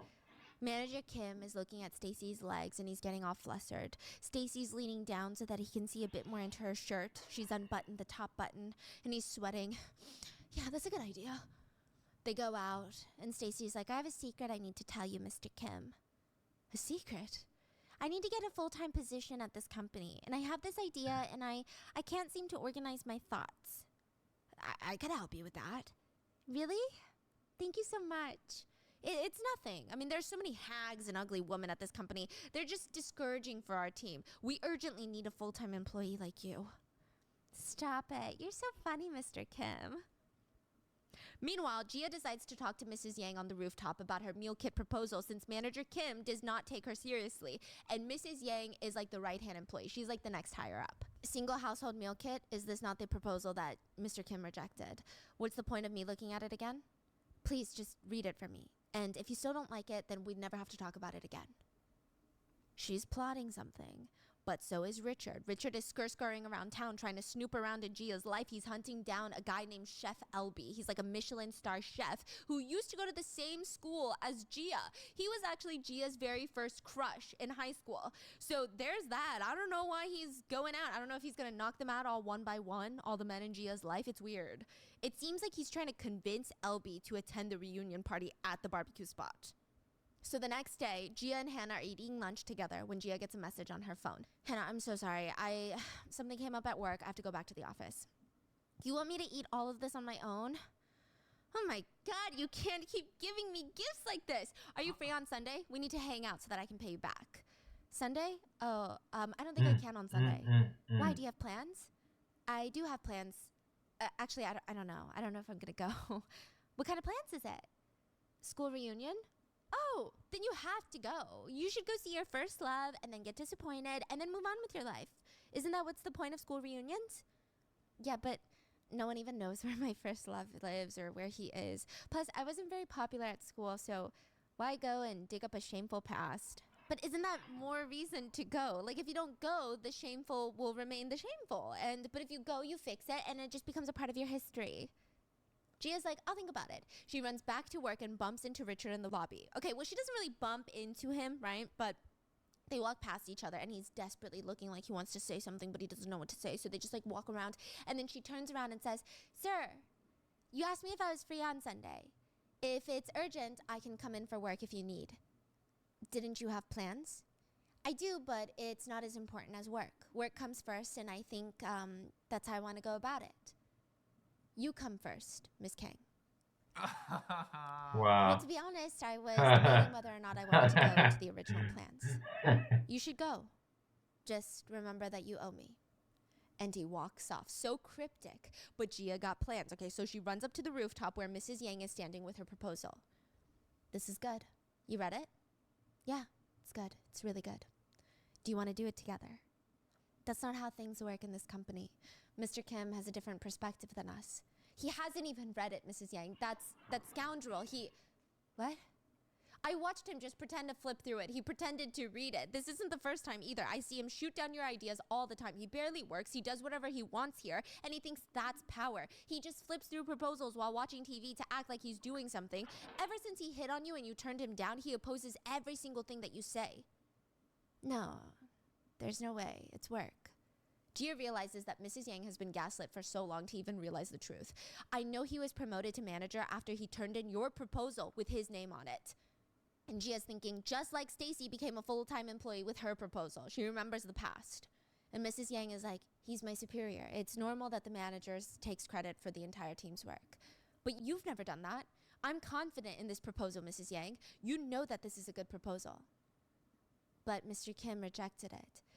Okay, if I can prove to you that Mr. Kim hasn't read my proposal to begin with, he rejected it on Monday. I'm gonna turn it in again today without changing a single word, just the font, just the color. And once you're sure that he hasn't read it, will you do this with me? What? Okay, yeah. Mrs. Yang and Gia shake hands. It's a deal. So Gia goes to her desk, changes the font and colors of her proposal, none of the words or the graphs, and goes up to Manager Kim's desk in front of everyone, including Mrs. Yang, and submits in her edited proposal. Mr. Kim, will you look over this? It's the new edited version. The title is exactly the same. Meal kit proposal for single households. Are you messing with me? He flips through it. The proposal that you gave me last time. I don't believe this. The proposal that you gave me last week was so much better than this, huh? How did it get worse? Come on, I've seen bad workers, but you're just fucking terrible. You're just lazy. If you're too lazy to work, then why don't you just do me a favor and quit instead of torturing me like this? Oh my gosh, Mr. Kim, I'm so sorry. I accidentally gave you the same proposal from Monday. The new proposal is on my desk. Here's the new one, this one. Mr. Kim looks dumbfounded and everyone is looking at him and he looks shy all of a sudden. They're all whispering around the office. He didn't even recognize it was the same one. He really doesn't work. He never fails to disappoint us, huh? A few minutes later, Gia and Mrs. Yang meet in the break room and they share a cup of coffee. Okay, I was hesitant, but now I realize that even the title was the same and he didn't get it. Now I get why things never went my way. I just can't believe it. How did I trust and work for someone like him for so long? I know. I told you, Mrs. Yang, he doesn't work, but you and I are going to kill this meal kit. It's going to be huge. Quick, easy, consumable meals for people. Hannah walks in and she's given a cup of coffee too. They all cheers and Stacy is watching angrily through the glass wall. She feels jealous, so she decides to take matters into her own hands and invites Mr. Kim out for dinner after work. Girl is hustling for this full-time employment. She meets with him at a barbecue spot. So, Stacy, why'd you ask me on a date after work? Because of the secret. The What secret I was secret? telling you about. Whew, the word secret gets me so excited. Wait, didn't you say that you had pork for lunch? That's 2 pork meals in a row. Doesn't that suck for you? Oh no, not at all, Mr. Kim. Korean pork is the most yummy thing in the world. Behind her, there's a sign on the wall that says all the pork is imported. So, Stacy, you're such a nice woman. Stop it. No, my friend Gia is much better than me. Kim starts choking on his food. Why do you always have to bring that girl up? Do you like her that much? I just can't understand woman. Well, she's different from me. She went to Korea University in Seoul. She's smart, ambitious. Korea University? So what? Kids from there only know how to study. In the real world, they're useless. Her proposal was ridiculous and not realistic at all. I bet she doesn't think that way. She'll say that you won't appreciate it and that you have bad taste. That's what she'll think. I have bad taste? Listen, Stacy, you must be insecure about your academic background. Don't be like that. University, it's all pointless. I mean, I'm just saying, her idea could be good. I mean, it's really messy, but the idea could be good. You should take it. We could develop it together. I think it'll be a hit. With you? Together? Yeah, Gia would ruin it if she had to develop it. But with your skills and experience, I feel like this could be my ticket to a full-time offer. Oh gosh, I feel so comfortable around you to tell you stuff like this about work. It's like we're more than just coworkers. Mr. Kim immediately starts having a vision of Stacy giving birth in the hospital and them having a whole ass family What? together, getting married, moving in together, and his crusty ass is falling for everything Stacy is saying. Tell me more about this proposal. Tell Oppa everything. Sure, let's drink first. Cheers. Meanwhile, Michael is bowling with the dudes and he's complaining about how Stacy is Gia's friend, so he can't even try and sleep with her. But his friends are like, nah, bruh, just do it. She seems into you too, so just go for it. But he's going crazy. Michael's like, I need some girls to sleep with. What about Gia, your actual girlfriend? She's just marriage material, you know? What are you even talking about, bro? She's nice, she's frugal, and she takes care of my parents. She works hard for money, and then she doesn't spend it. How's that for marriage material? You know, That's so fucked up. So he actually sees her just yeah, good enough for a wife. yeah, That's it. That's the only reason he wants yeah, to date her. that's it. That is crazy. And the guys are like, actually, that is the definition of a perfect wife. Guys are like, Valid. Worth. But also, perfectly fucking boring. That's what it is. She reads the company Outlook report. Nobody fucking reads that. I bet she's at work right now. What do you mean, like the vision? Yeah. I bet she's at work right now looking over her documents, fixing her glasses like this. Ugh. At the same time, that is what she's doing. Yeah. Meanwhile, Stacy's talking I shit cannot about believe what Gia to I'm their hearing right manager, now. and Gia's at her desk fixing her glasses, and she sees a little gift bag on her desk from Authentique, the luxury brand that everyone on this show is freaking obsessed with for some reason. I don't know. Real brand? I don't know if it's a real brand that sponsored the shit out of this show.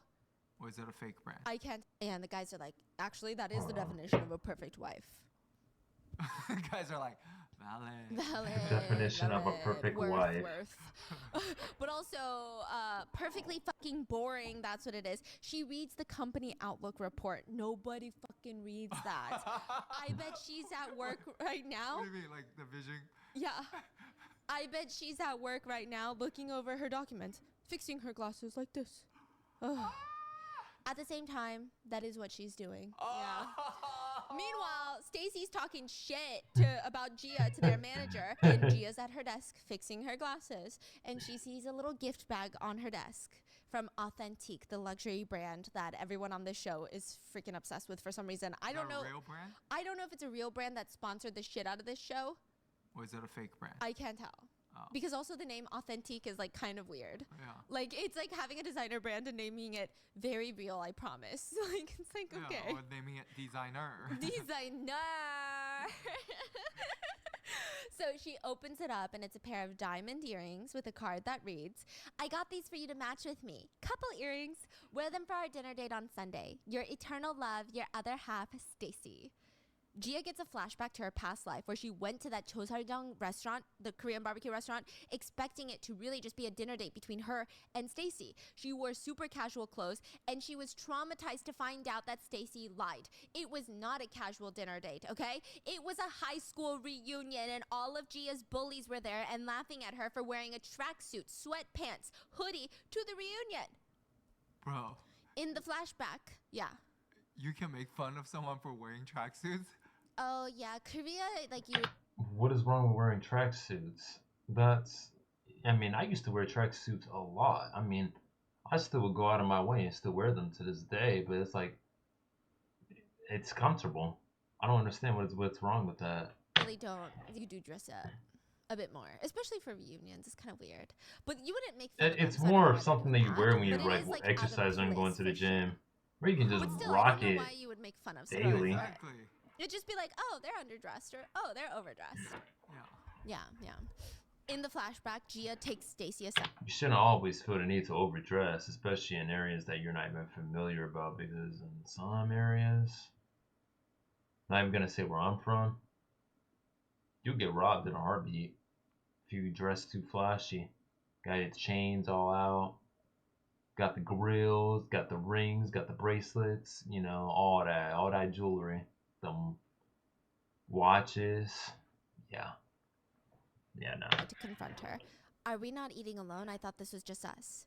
I didn't think you'd come if I told you what was really going on. Come on, we're in our 30s now. Forget about the past. Let's go see all of our old friends. And yet they don't even look like they're in their Gia 30s. They look panics like and they're in runs their to the bathroom 20s. to That's hide the in the funny bathroom thing stall, about this. Which, same. Okay, moments later, her three biggest bullies from high school that we're just going to call Regina, Gretchen, and Karen from Mean Girls because they're NPCs. They don't have names, okay? And Gia, and they're talking about Gia. Gia's got some balls showing up here when she's got no friends. Did you see her? She looks like she's broke. She must be here to get free food. Still, how's she hanging out with Stacy? Stacy's such a softie. Clearly, Gia doesn't look like she can afford a place like this without Stacy. As this is happening, Gia gets flashbacks to the mean girls bullying her in high school by pouring milk all over her hair, and Stacy would stand up to the bullies by telling them, guys, stop. Don't do that. We shouldn't be doing this. In the restaurant bathroom, the mean girls are still shit-talking. Stacy is way I too should nice. We have to say it like protect her. that. Did you see Gia's earrings? I could tell it was a knockoff from a mile away. Ever since high school, Gia has been copying our Stacy. Wait, Gia wasn't at her seat earlier.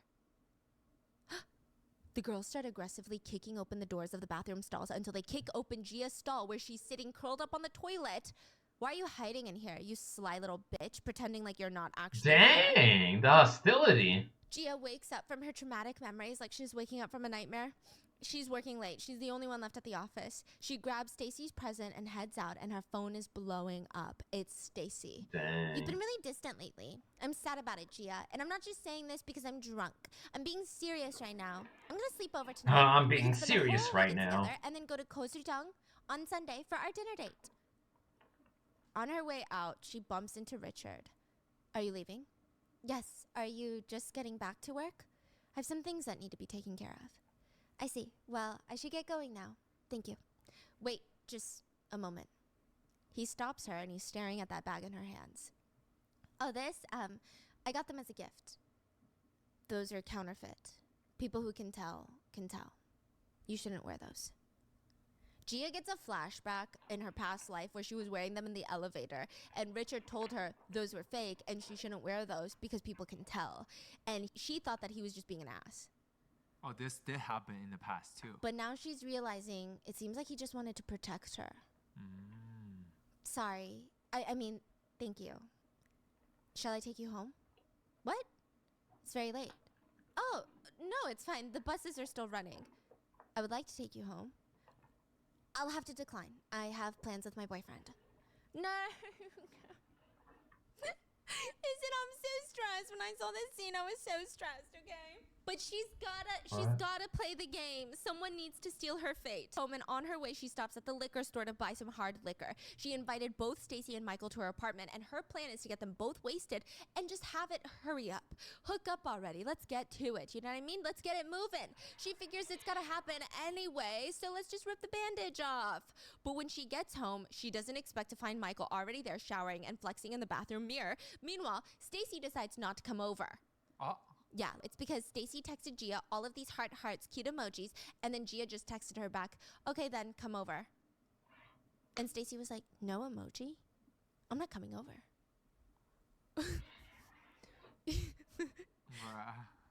And Gia's like, fuck, now I'm alone with Michael, and Michael is in the bathroom fully naked except a towel, and she turns around and Michael is leaning up against the wall. In just a towel. Hey, babe. You got here pretty fast. I thought it would take you longer. I couldn't wait to spend the night with you, so I took a taxi. You really didn't have to do that. He starts coming closer to her. It's been such a long time, hasn't it? He's grabbing her face. Hey, it's been such a long time, hasn't it? Why don't you come in my taxi? I'll take you a few places or two. Drive you along and you can enjoy the scenery. Watch the stars and, you know, get something to drink. How about that? How does that sound? That's crazy. He's pushing her towards the bed. Yeah, it really has. So I was thinking we should talk first. He pushes her on the bed, climbs on top. Let's talk with our bodies. Yo, let's talk with our bodies is crazy. In front of her mouth. Shh.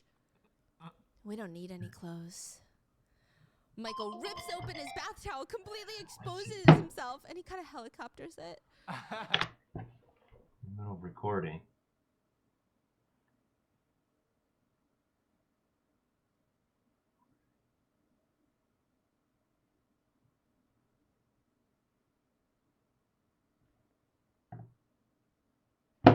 Gia starts screaming, probably at the sight. She's horrified. She's never seen such a small wee-wee before.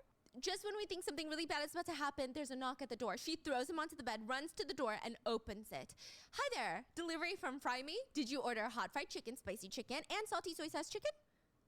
No. Michael, did you order delivery? Oh, wait, I got it wrong. You got the fried chicken, spicy chicken, and soy sauce chicken, not the salty soy sauce chicken, and the large fries and the cola are on the house. I'm sorry, but Michael puts on his pants and he's butting in. Hey, bro, we didn't order anything, okay? Just get lost. Just a second. Was it cider, not cola? Didn't you hear me? We didn't order anything. Get lost. but this is the address, apartment 401. Michael runs out and he's now face to face with the delivery driver. I don't care. Just hurry up and go. Like, this man is trying to do it tonight, okay? And the delivery man is like, wait, I have to check first. Just a moment. The delivery man moves away from the door and he pulls out his phone, and Gia uses this opportunity to push Michael out into the hallway and lock the apartment door so that he can't get back inside. That's crazy. And he's screaming, Gia, what the hell? Open the door. I'm not the delivery man. Open the door. Gia texts Michael, I'm very flustered by your actions today. What do you think of our relationship? I think I need some space. Sorry. What is she talking about? Are you sick or something? Just open the door. What's wrong with you? She texts him, just give me some time, please. I'm so sorry. Michael yells, I'm leaving, okay? I'm leaving. Jesus Christ, you're so weird. She quickly opens the door and throws his shoes at him into the hallway and then closes it again. What the hell? He goes back up to the door. Gia, listen. I know you're not easy, okay? I love your soul more than I love your body. There's nothing to see with your body anyway. You're all skin and bones. So don't misunderstand. It wasn't like that. Anyway, good night. He puts on his shoes and walks out. Where we see at the corner of the building, hiding, is the delivery man spying on Michael with Richard. And the delivery man is like, that guy creeps me out. I was thinking about going back if he didn't come out. Did you think I did a good job, though? Yes, you did a great job. I felt like a spy. It was kind of fun. But why are we doing this? Through a series of flashbacks, we see that Richard has been busy pulling some strings behind the scenes. He tracked down Elby, the chef, who had a huge crush on Gia in high school, but for whatever reason, they never got back together. But they never ended up dating, and now we find out the reason. They never even ended up dating. So we see young Elby approaching a On top nerdy of all teenage this. Gia who looks That's confused because crazy. Elby's so mad. What did I do that was so bad, huh? Even regardless of what I did, you shouldn't be like this. From now on, don't ever act like you know me. Gia's so confused. We don't have no idea what happened. But afterwards, after getting rejected, I guess, Elby's so heartbroken that he never dated another woman. He became reclusive. He just focused on his culinary passion. We find out that Elby even wears a fake wedding ring so that women won't even attempt to flirt with him. He became A the head fake chef at a wedding luxurious ring? restaurant close to Nah, that's crazy. A fake wedding ring just so women wouldn't approach that dude. I wouldn't even know anybody that's like that. I wouldn't even know no man that is like that. Period. Hey, more power to him though. I mean, that's his crazy. workplace, but they never crossed paths until recently. And Richard somehow found out all of this and went to Elby's restaurant to convince Elby to attend the high school reunion. And it sounds ridiculous because these are like 30-year-olds we're talking about. But it does kind of come together because we're finally getting to the reunion. Korean barbecue restaurant. Stacy walks into the restaurant wearing a sophisticated looking pink suit. Is it Chanel? We'll never know. It's probably not. It's one of those like old money aesthetics, like trying to be, right? Listen, I actually think it's really cute, but I hate her, so it's fine. And everyone from Stacy's old high school is just fawning over her. Stacy, is that you? You look so pretty. Oh my God, you've always been so pretty. You're so cute. You haven't changed at all. Everybody, Stacy's here. Sit. You look so classy. Ever since you got that promotion at the big company, your whole vibe has changed. You look like a classy city lady now. So Stacy is the popular girl that everyone likes. And Gia is the nerdy girl that gets bullied. Yeah. So why is Stacy so obsessed with Gia though? That's so odd. Yeah. We don't know. We'll find out. Okay. Oh, I got lucky, guys. Gia supported me a lot through my promotion. Ugh, you still hang out with her? She's my other half. You're too soft. You're still a pushover. What's Gia up to nowadays? Does she still sponge off of you? She's modest, but she's gotten prettier actually. She's coming later. I called her. She's coming here? Be nice to her when she shows up, guys. She's having a hard time. And why is that?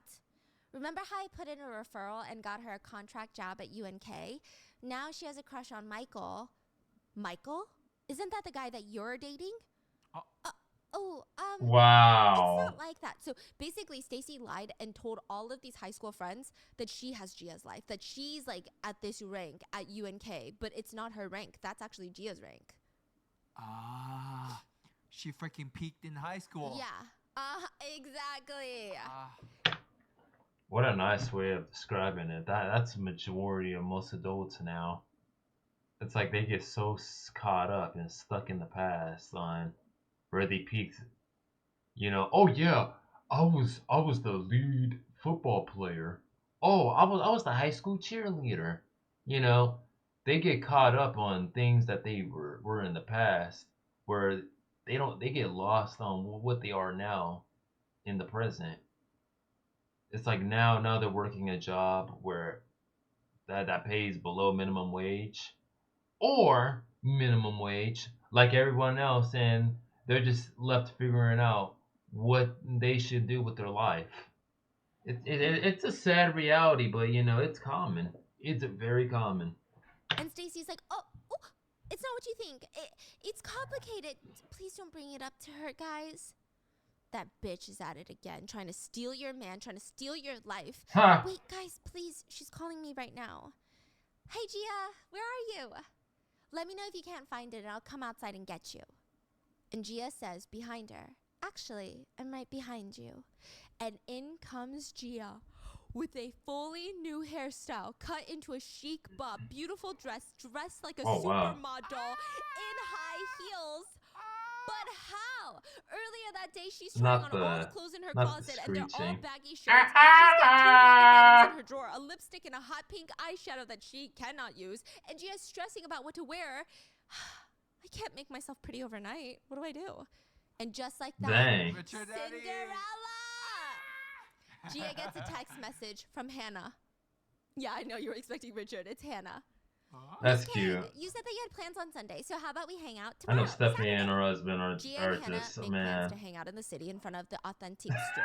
There's You a can pair tell of you earrings can in tell the that they're storefront, and best Gia friends. They realizes get that along they're the so same ones well. that Stacy gifted her. But when I'm she happy for pulls the out two the of pair them. to compare it, it's very obvious that Stacy gifted her a massive knockoff. Like they only vaguely resemble the real ones. Gia's sad, because she realizes this indeed is happening again. And she's holding it, just feeling sadness for herself when Hannah runs up.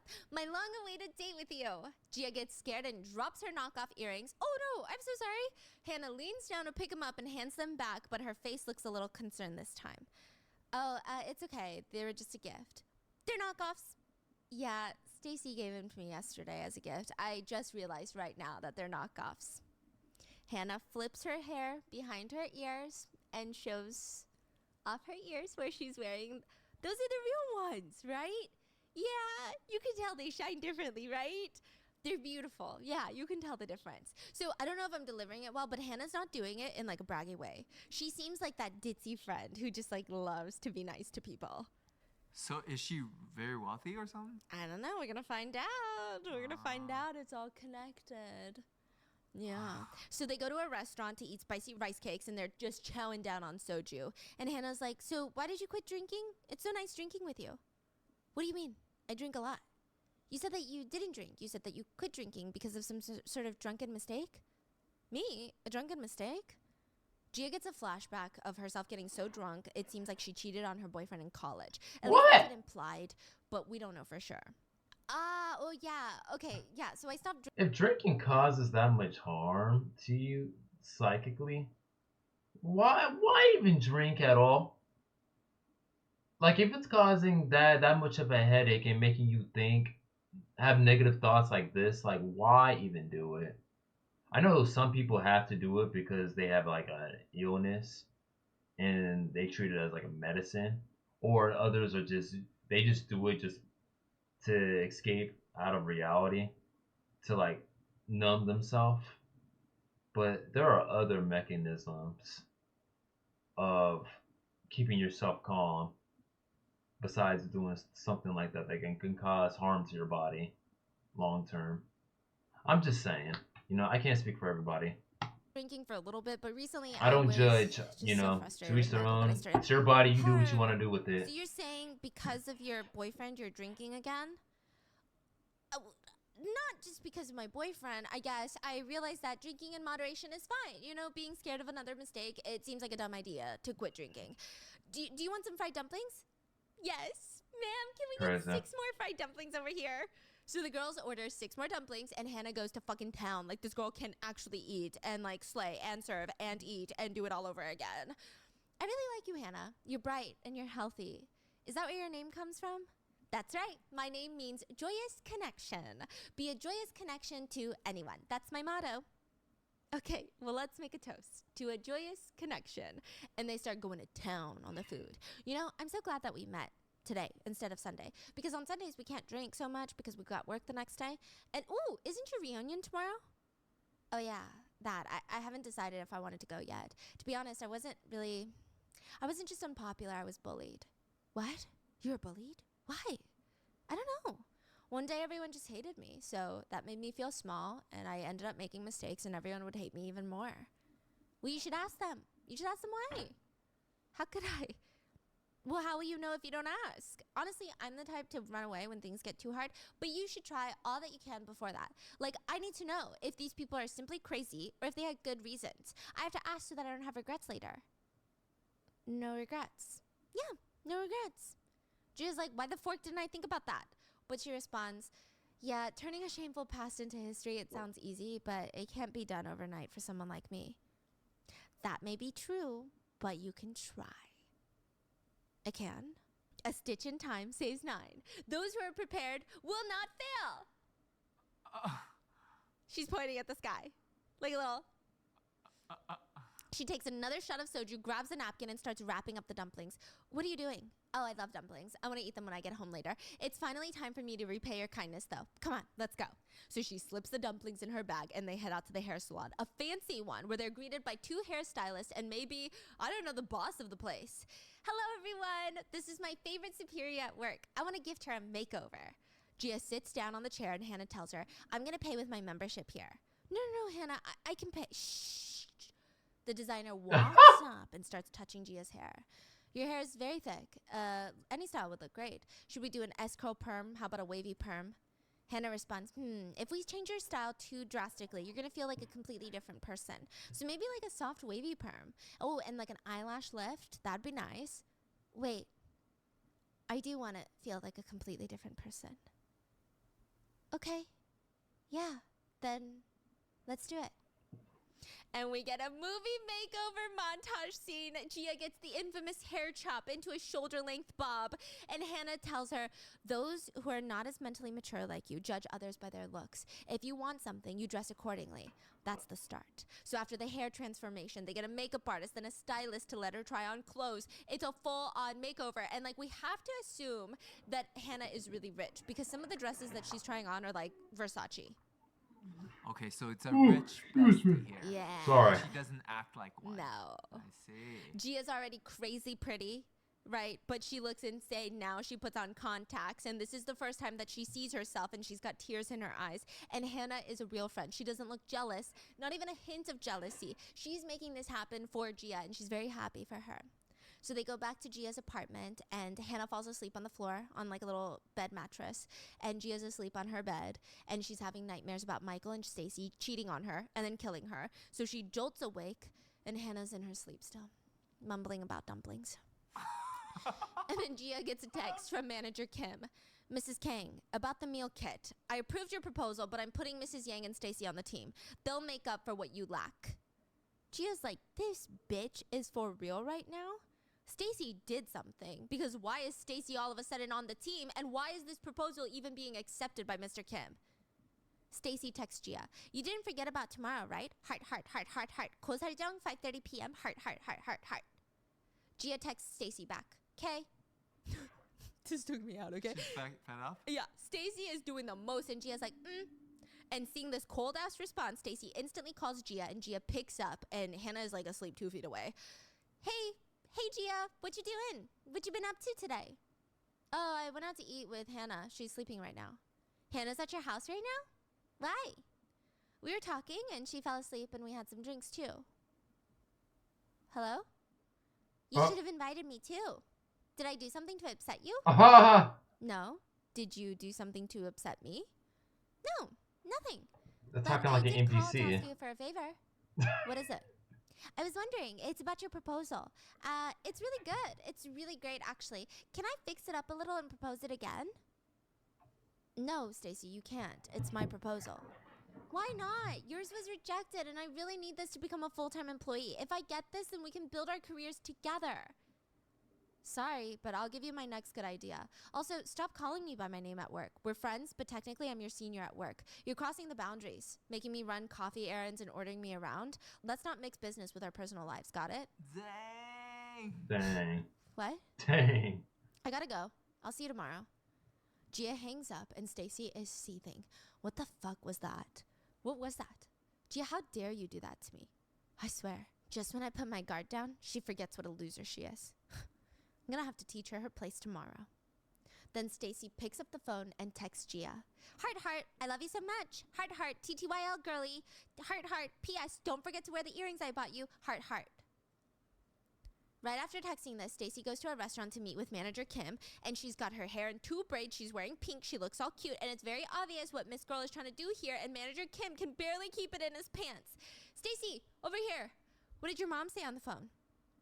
She said I'd be okay with you. She said it's fine if I break my curfew. It's so silly. I'm 33, but I still have a curfew. It's because you're so pretty. She's just worried, and she's right to. Let me explain to you something about women. Women should grow up sheltered. You know, I was gonna say something, but you know, I don't know. I don't know what I can say to that. I mean, being 30 years old and still having a curfew. I mean, you know, to each their own. It's a lot. You're right. To each their own. So But I what know if if my I'm mom 30, raises bro, me like like, this? what I are still you need talking to about a meet a curfew? reliable oppa that's gonna keep sheltering me and keep me safe from the world. She looks up Scratch at that. him seductively. At the age of 25, I can be late. I can be out late, however I want to be out for. Like there's no time or restriction on that whatsoever. I can be out for as long as I want. I feel like 25 or maybe up should be like the limit. I can understand, yeah, like like an age like younger than that, like say like a 20-year-old, 21, yeah, it's still necessary to have a curfew. But like if I'm like full on 25 going on to 30, what is going on? What is really going on? Mr. Kim's choking on his I'm not a food because parent she's got though, him in a so chokehold. Absolutely. maybe We're it'll be not at different. work, so that means I can call you by your first name, right? Manager Kim is like seeing stars. He's having his main character moment, and he's getting a flashback back into that delivery room where Stacy's birthing his offspring. Oh, God. Of course, from now on, we're more than just coworkers. Kim takes out Gia's meal kit proposal, and he uses a little Sharpie to X out her name. And it's funny because he can't even like scratch it out. You can still clearly see her whole name, but he just puts a little symbolic X over it, gives it back to Stacy, and Stacy seems very happy. But we're back at the high school reunion where Gia walks in with her makeover, and Stacy is shook. I mean, everybody's shook. Everyone's gaping at Gia because remember, only Hannah was there when Gia got a makeover. Stacy didn't even know Gia cut her hair, let alone that she's looking like an A-list actress right now. Also, remember, Gia wasn't supposed to know that this is a high school reunion. In her past life, she thought it was a casual dinner between them two. Oh, Stacy, is this not just dinner for us? I didn't realize it was going to be a whole party. Stacy doesn't say anything, but all the guys are tripping over themselves. Come sit next to us. They're whispering, that's Gia. What happened? And this random What loser guy happened? is like, wow, Gia, you used to be a loser. How did you get so pretty? I don't even remember you, so we're basically strangers. So you could stop being so rude. Oh, was I being rude? I thought I was being friendly. Sorry, I'm just so clueless. Another guy leans over. Yeah, that guy's been clueless in high school, clueless now. You should talk to me instead. But the mean girls are even more upset. They scoff. You have the audacity to come in here and talk about manners? Hey, are you wearing the same earrings as Stacy? Are you still copying her? Gia pushes her hair back behind her ears. These earrings? The guys next to her stare at her earrings, then at Stacy's. Then one of the guys says, oh, no, they're not the same. Gia's look really nice. Stacy, yours look fake. Stacy's does look like knockoffs. Gia's look very much real because Hannah lent them to her. Hey, Stacy, are those knockoffs? Did you copy Gia? You could have at least bought some better knockoffs. Guys, cut her some What? slack. Maybe she's broke. Who said that? Another guy. Like, just a random, yeah. Stacy looks pissed, and Gia's thinking to herself, I'm sure you had another pair of fake ones that you're wearing right now to show that I copied you and that your fake ones looked real compared to how bad mine were. The ones that you gifted me. But what do? I think I found a real friend. Gia excuses herself to go to the restroom, and everybody is still flabbergasted by her new look. She's like, I need to use the restroom, excuse me. And as soon as she leaves, Stacy rips out her earrings like a little 5-year-old. Meanwhile, Gia goes to the exact restroom stall that she was found in previously in her past life when the other girls were talking shit about her. She goes to hide in there, and it looks like she's trying to test if history is going to repeat itself, if the whole thing is going to be different. And what do you know? The mean girls come in to wash their hands. I can't believe Gia actually showed up. Why would she do that? It's not like she has any friends. Did you see her? All that stuff looks brand new. She must be here to brag. Stop talking like you're from Seoul, Gretchen. It sounds weird. Sorry. Anyway, why does Stacy still hang out with Gia?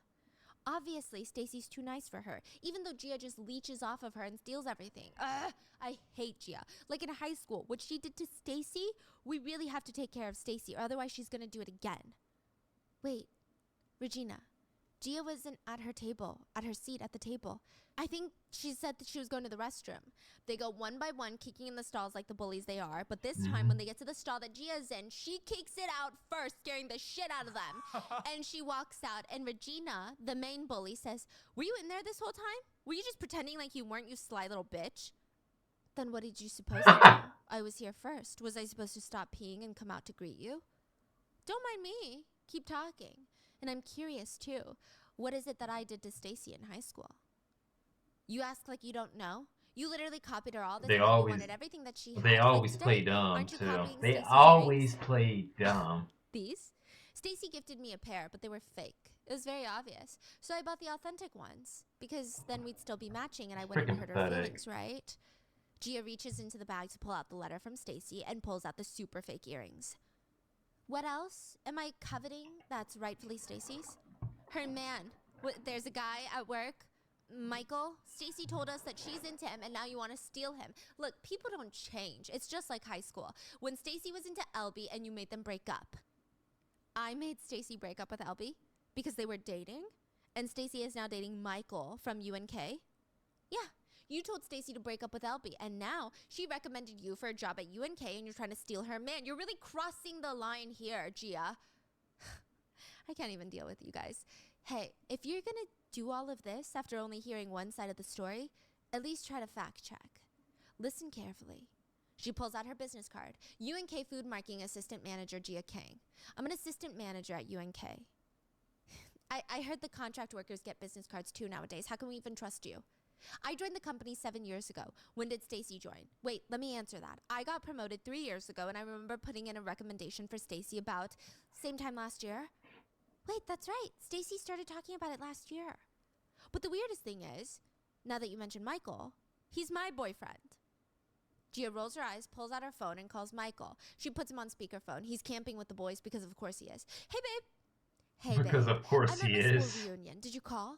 What? Oh, no. I wanted you to have fun, so I didn't call. I must have butt dialed. Oh, I see. That's great. Say hi to my friends, Michael. Friends? Hi. We're Gia's friends. Are you really her boyfriend? Oh, yeah. I'm Gia's boyfriend, Michael. I didn't know Gia had any friends other than Stacy, but take care of Gia for me, guys. Hello? Gia had hung up on him. Is that good enough for you guys? Gia pushes past them and walks out. She gets back to the table, grabs her stuff to leave, but Stacy's trying to act normal and stop her. Gia, wait, where are you going? At the same time, the mean girls leave the bathroom and they come out to the main dining party room area, and they're all just standing there in front of their entire high school class, Gia, Stacy, and the mean girls. The mean girls aren't done. Yeah, Gia. Fine, you think you did something in there? But back in high school, why did you tell Stacy to dump her boyfriend? Gia looks at Stacy and Stacy's avoiding eye contact. Oh yeah, I almost forgot. That is weird. I did have feelings for Elby, but Stacy never dated him. Gia looks straight at Stacy. Did you date Elby? The mean girls turn around. See, the thing is that I'm so sorry, Gia. I couldn't tell you back then that Elby and I were dating because I knew you liked him. What? You said I told you to dump him, so did I know about your relationship or not? It was a secret relationship, so I didn't tell you. Did I know about it or not? Which all of this is making sense, but the mean girls are still on Stacy's side. Gia, stop it. You're scaring Stacy. This is why you have no friends, because of your temper. Why are you nitpicking something that's in the past? And Gia's flabbergasted. You're nitpicking, so am I. I didn't ask questions back then. Did you forget how you tormented me for 3 years? Even now, I showed you my business card and explained everything, and you want to bring up my temper? Why should we believe you, Gia? What if your business card is fake? Fake? Like the bag that you brought tonight? What the hell? I bought this bag in 12 monthly installments with my very first paycheck. Okay, then. Funny little brat, aren't you? You call it fake based off of an assumption, and now what? You just say, okay, then? Bro. Then do what you want. Then do what you want. Then what do you want me to do? You need to apologize, Gia. Say you're sorry. You should apologize to me. You guys bullied me for 3 years. Why? Because of one thing Stacy said? You bullied me. Why? Because you got a kick out of it. But you probably don't want to apologize, though. Because you just wanted to bully me. That's just how bullies are, though. Like, yeah, years on later, when they realize that they did something wrong, they try to come back and try to be all apologetic and stuff. Or when you have to go back to them and you confront them for what they've done, they play victim, acting like they didn't do nothing. It's like, at that point, you're trying to prove something to somebody. And like I said in that video that I mentioned earlier in this video about self-respect and boundaries, you should never have to prove yourself to anybody at all. But didn't want a reason. You let's just wanted continue. a random reason. You don't care about the truth. They don't. What are you talking about? Of course we care about the truth, okay? We're honest people. So you're saying that Stacy and Albie never dated, right? But the actual parties involved stated they did, so who are you to say? So it seems like the Stacy and Albie thing is like a really big deal because it's implied that the main reason that the mean girls bullied Gia was because they were under the impression that Gia ruined Stacy's relationship with Albie because Gia was jealous and wanted Albie for herself. And that's why they bullied Gia for being like a homewrecker, shitty best friend. So I don't know, okay? Now, obviously, Richard somehow found out about all of this, and that's why he tracked down the very elusive, very nowhere there Albie, and he pops up at the reunion right at this very moment to set the record straight. I'm not sure what's going on here. And everyone turns around, shocked. Is that Albie? And he's never been around. They might have heard about him in some papers, but also he's hot. And Albie's like, I don't know anything else, but I can tell you one thing. Stacy and I never dated. And he turns to Gia, his very first love. Gia, it's been a while. Dang! Was it like kind of hot? Yeah. Was it kind of, So do we have like a triangle? bro? And everyone's asking. I can't with a homeboy in the background, man. Stacy and He like, where's just, working? bruh. Is he really the chef? But he's ignoring everybody, and he's just all eyes on Gia. He like, is she's the only Stephanie's one in the room. hype man. By the way, did you really like me? Then why did you do that back then? She has no idea what he's talking about, but she's also freaking the fork out. So she runs out of the restaurant and starts speed walking out. She wants nothing to do with it. She feels like she's cleared her name, and this is like getting too much. And obviously, Richard Daddy is parked outside in his G Rolex Bentley SUV Premium. Bro, I don't know what car it is. I think it's a Range Rover. I think it's a Land Rover. Korea covers their emblems. Yeah, so I'm like, I don't know what car that is, okay? Richard's going So they're like He's got a lot on his preserved mind out because there. his grandpa Okay, was trying to I guess I kind of arranged do marriage like with a that. beautiful daughter from another wealthy CEO family, but Richard only has eyes for his nerdy little princess, okay? He literally told his scary grandpa that he did everything he wanted. I went to the US to study. I went to the right schools. I joined the marketing team. I did everything that I was told to do, and I did it. But now, this is what I need to do. I'm in a one-sided relationship. And the grandpa is like, what the fuck? Okay. She doesn't even like you back. That's crazy. And the grandpa's like, On when top have of it, you they don't ever, even like you this is back. the current CEO. When have you ever done anything that you didn't want to do? You listened to me because you didn't have your own dreams. It was always like that. Then grandpa, that you should know that I'll do what I want this time too. Oh, this little. He gets up from the table and he walks over to his grandpa. So his grandpa was so mad that he knocked over his tea. And Richard starts wiping the tea off his grandpa's hands with a handkerchief. So it seems like there is a level of love and respect between them. So it's not like your stereotypical like, no, I'm going to cut you off. You are no. No. I want you to do this. And if you do this, then I will disown you. I will kick you out. I will throw your stuff out in the street so you can go live homeless. How about that? Yeah, at least it's not like that relationship, that whole toxicity thing where you know, if you don't do what I tell you to do, then you and I can't talk no more. It's not that type of thing. No longer the air. It seems like it's, you know, a little bit more normal. I Good. just wanted to tell you, grandfather. Because that There's is someone common. that I really like, and I don't want to have any other issues with all these other women. His grandpa leaves, but it's not over. He tells his assistant to figure out who that girl is. He wants to nip it in the butt before it becomes a problem. Who? Whoever the girl that he's into. He wants, yeah. The assistant reassures the grandpa that he's never made a mistake. You know, that Richard is a guy with his head on straight. But grandpa's not having it. He's like, figure it out. Find me the girl. Bring her to me. All right, Dracula. That's what he's saying.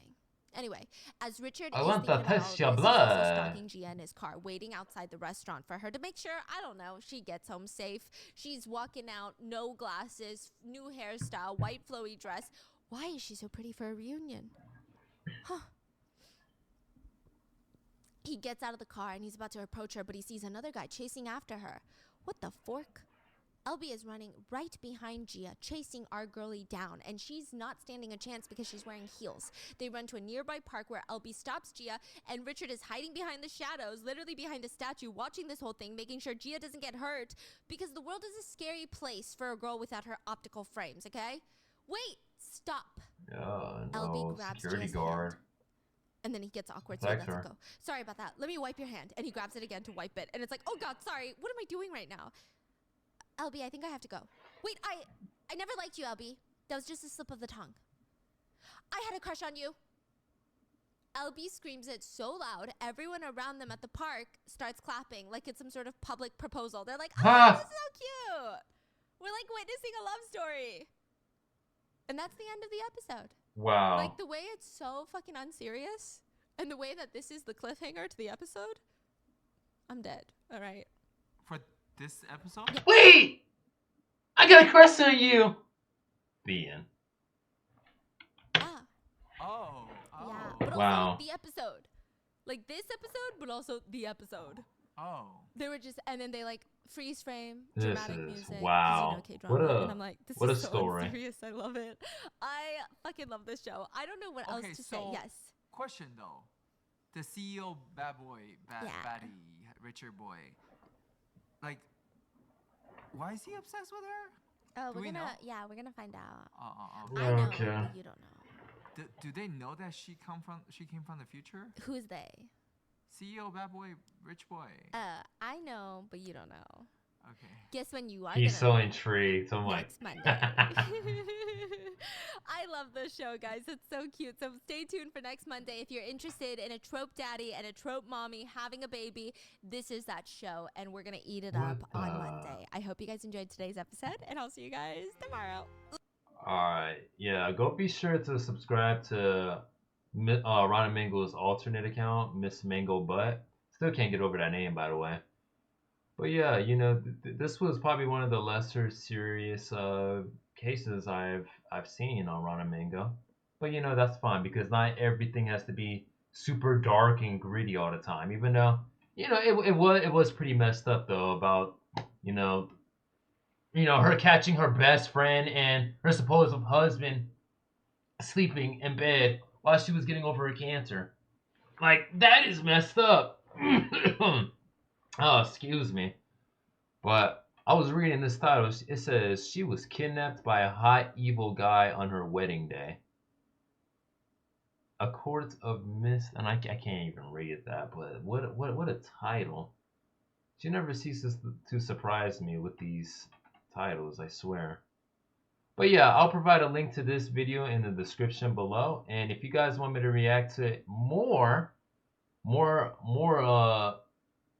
of this story, please feel free to let me know in the comment section.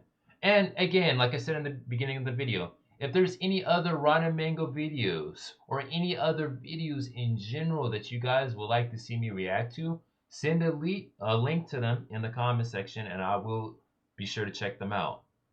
But yeah, I hope you guys have a beautiful rest of your day. Thank you for watching this video. Make sure to share, like, comment, and subscribe for more content by me. NG Sensei, out.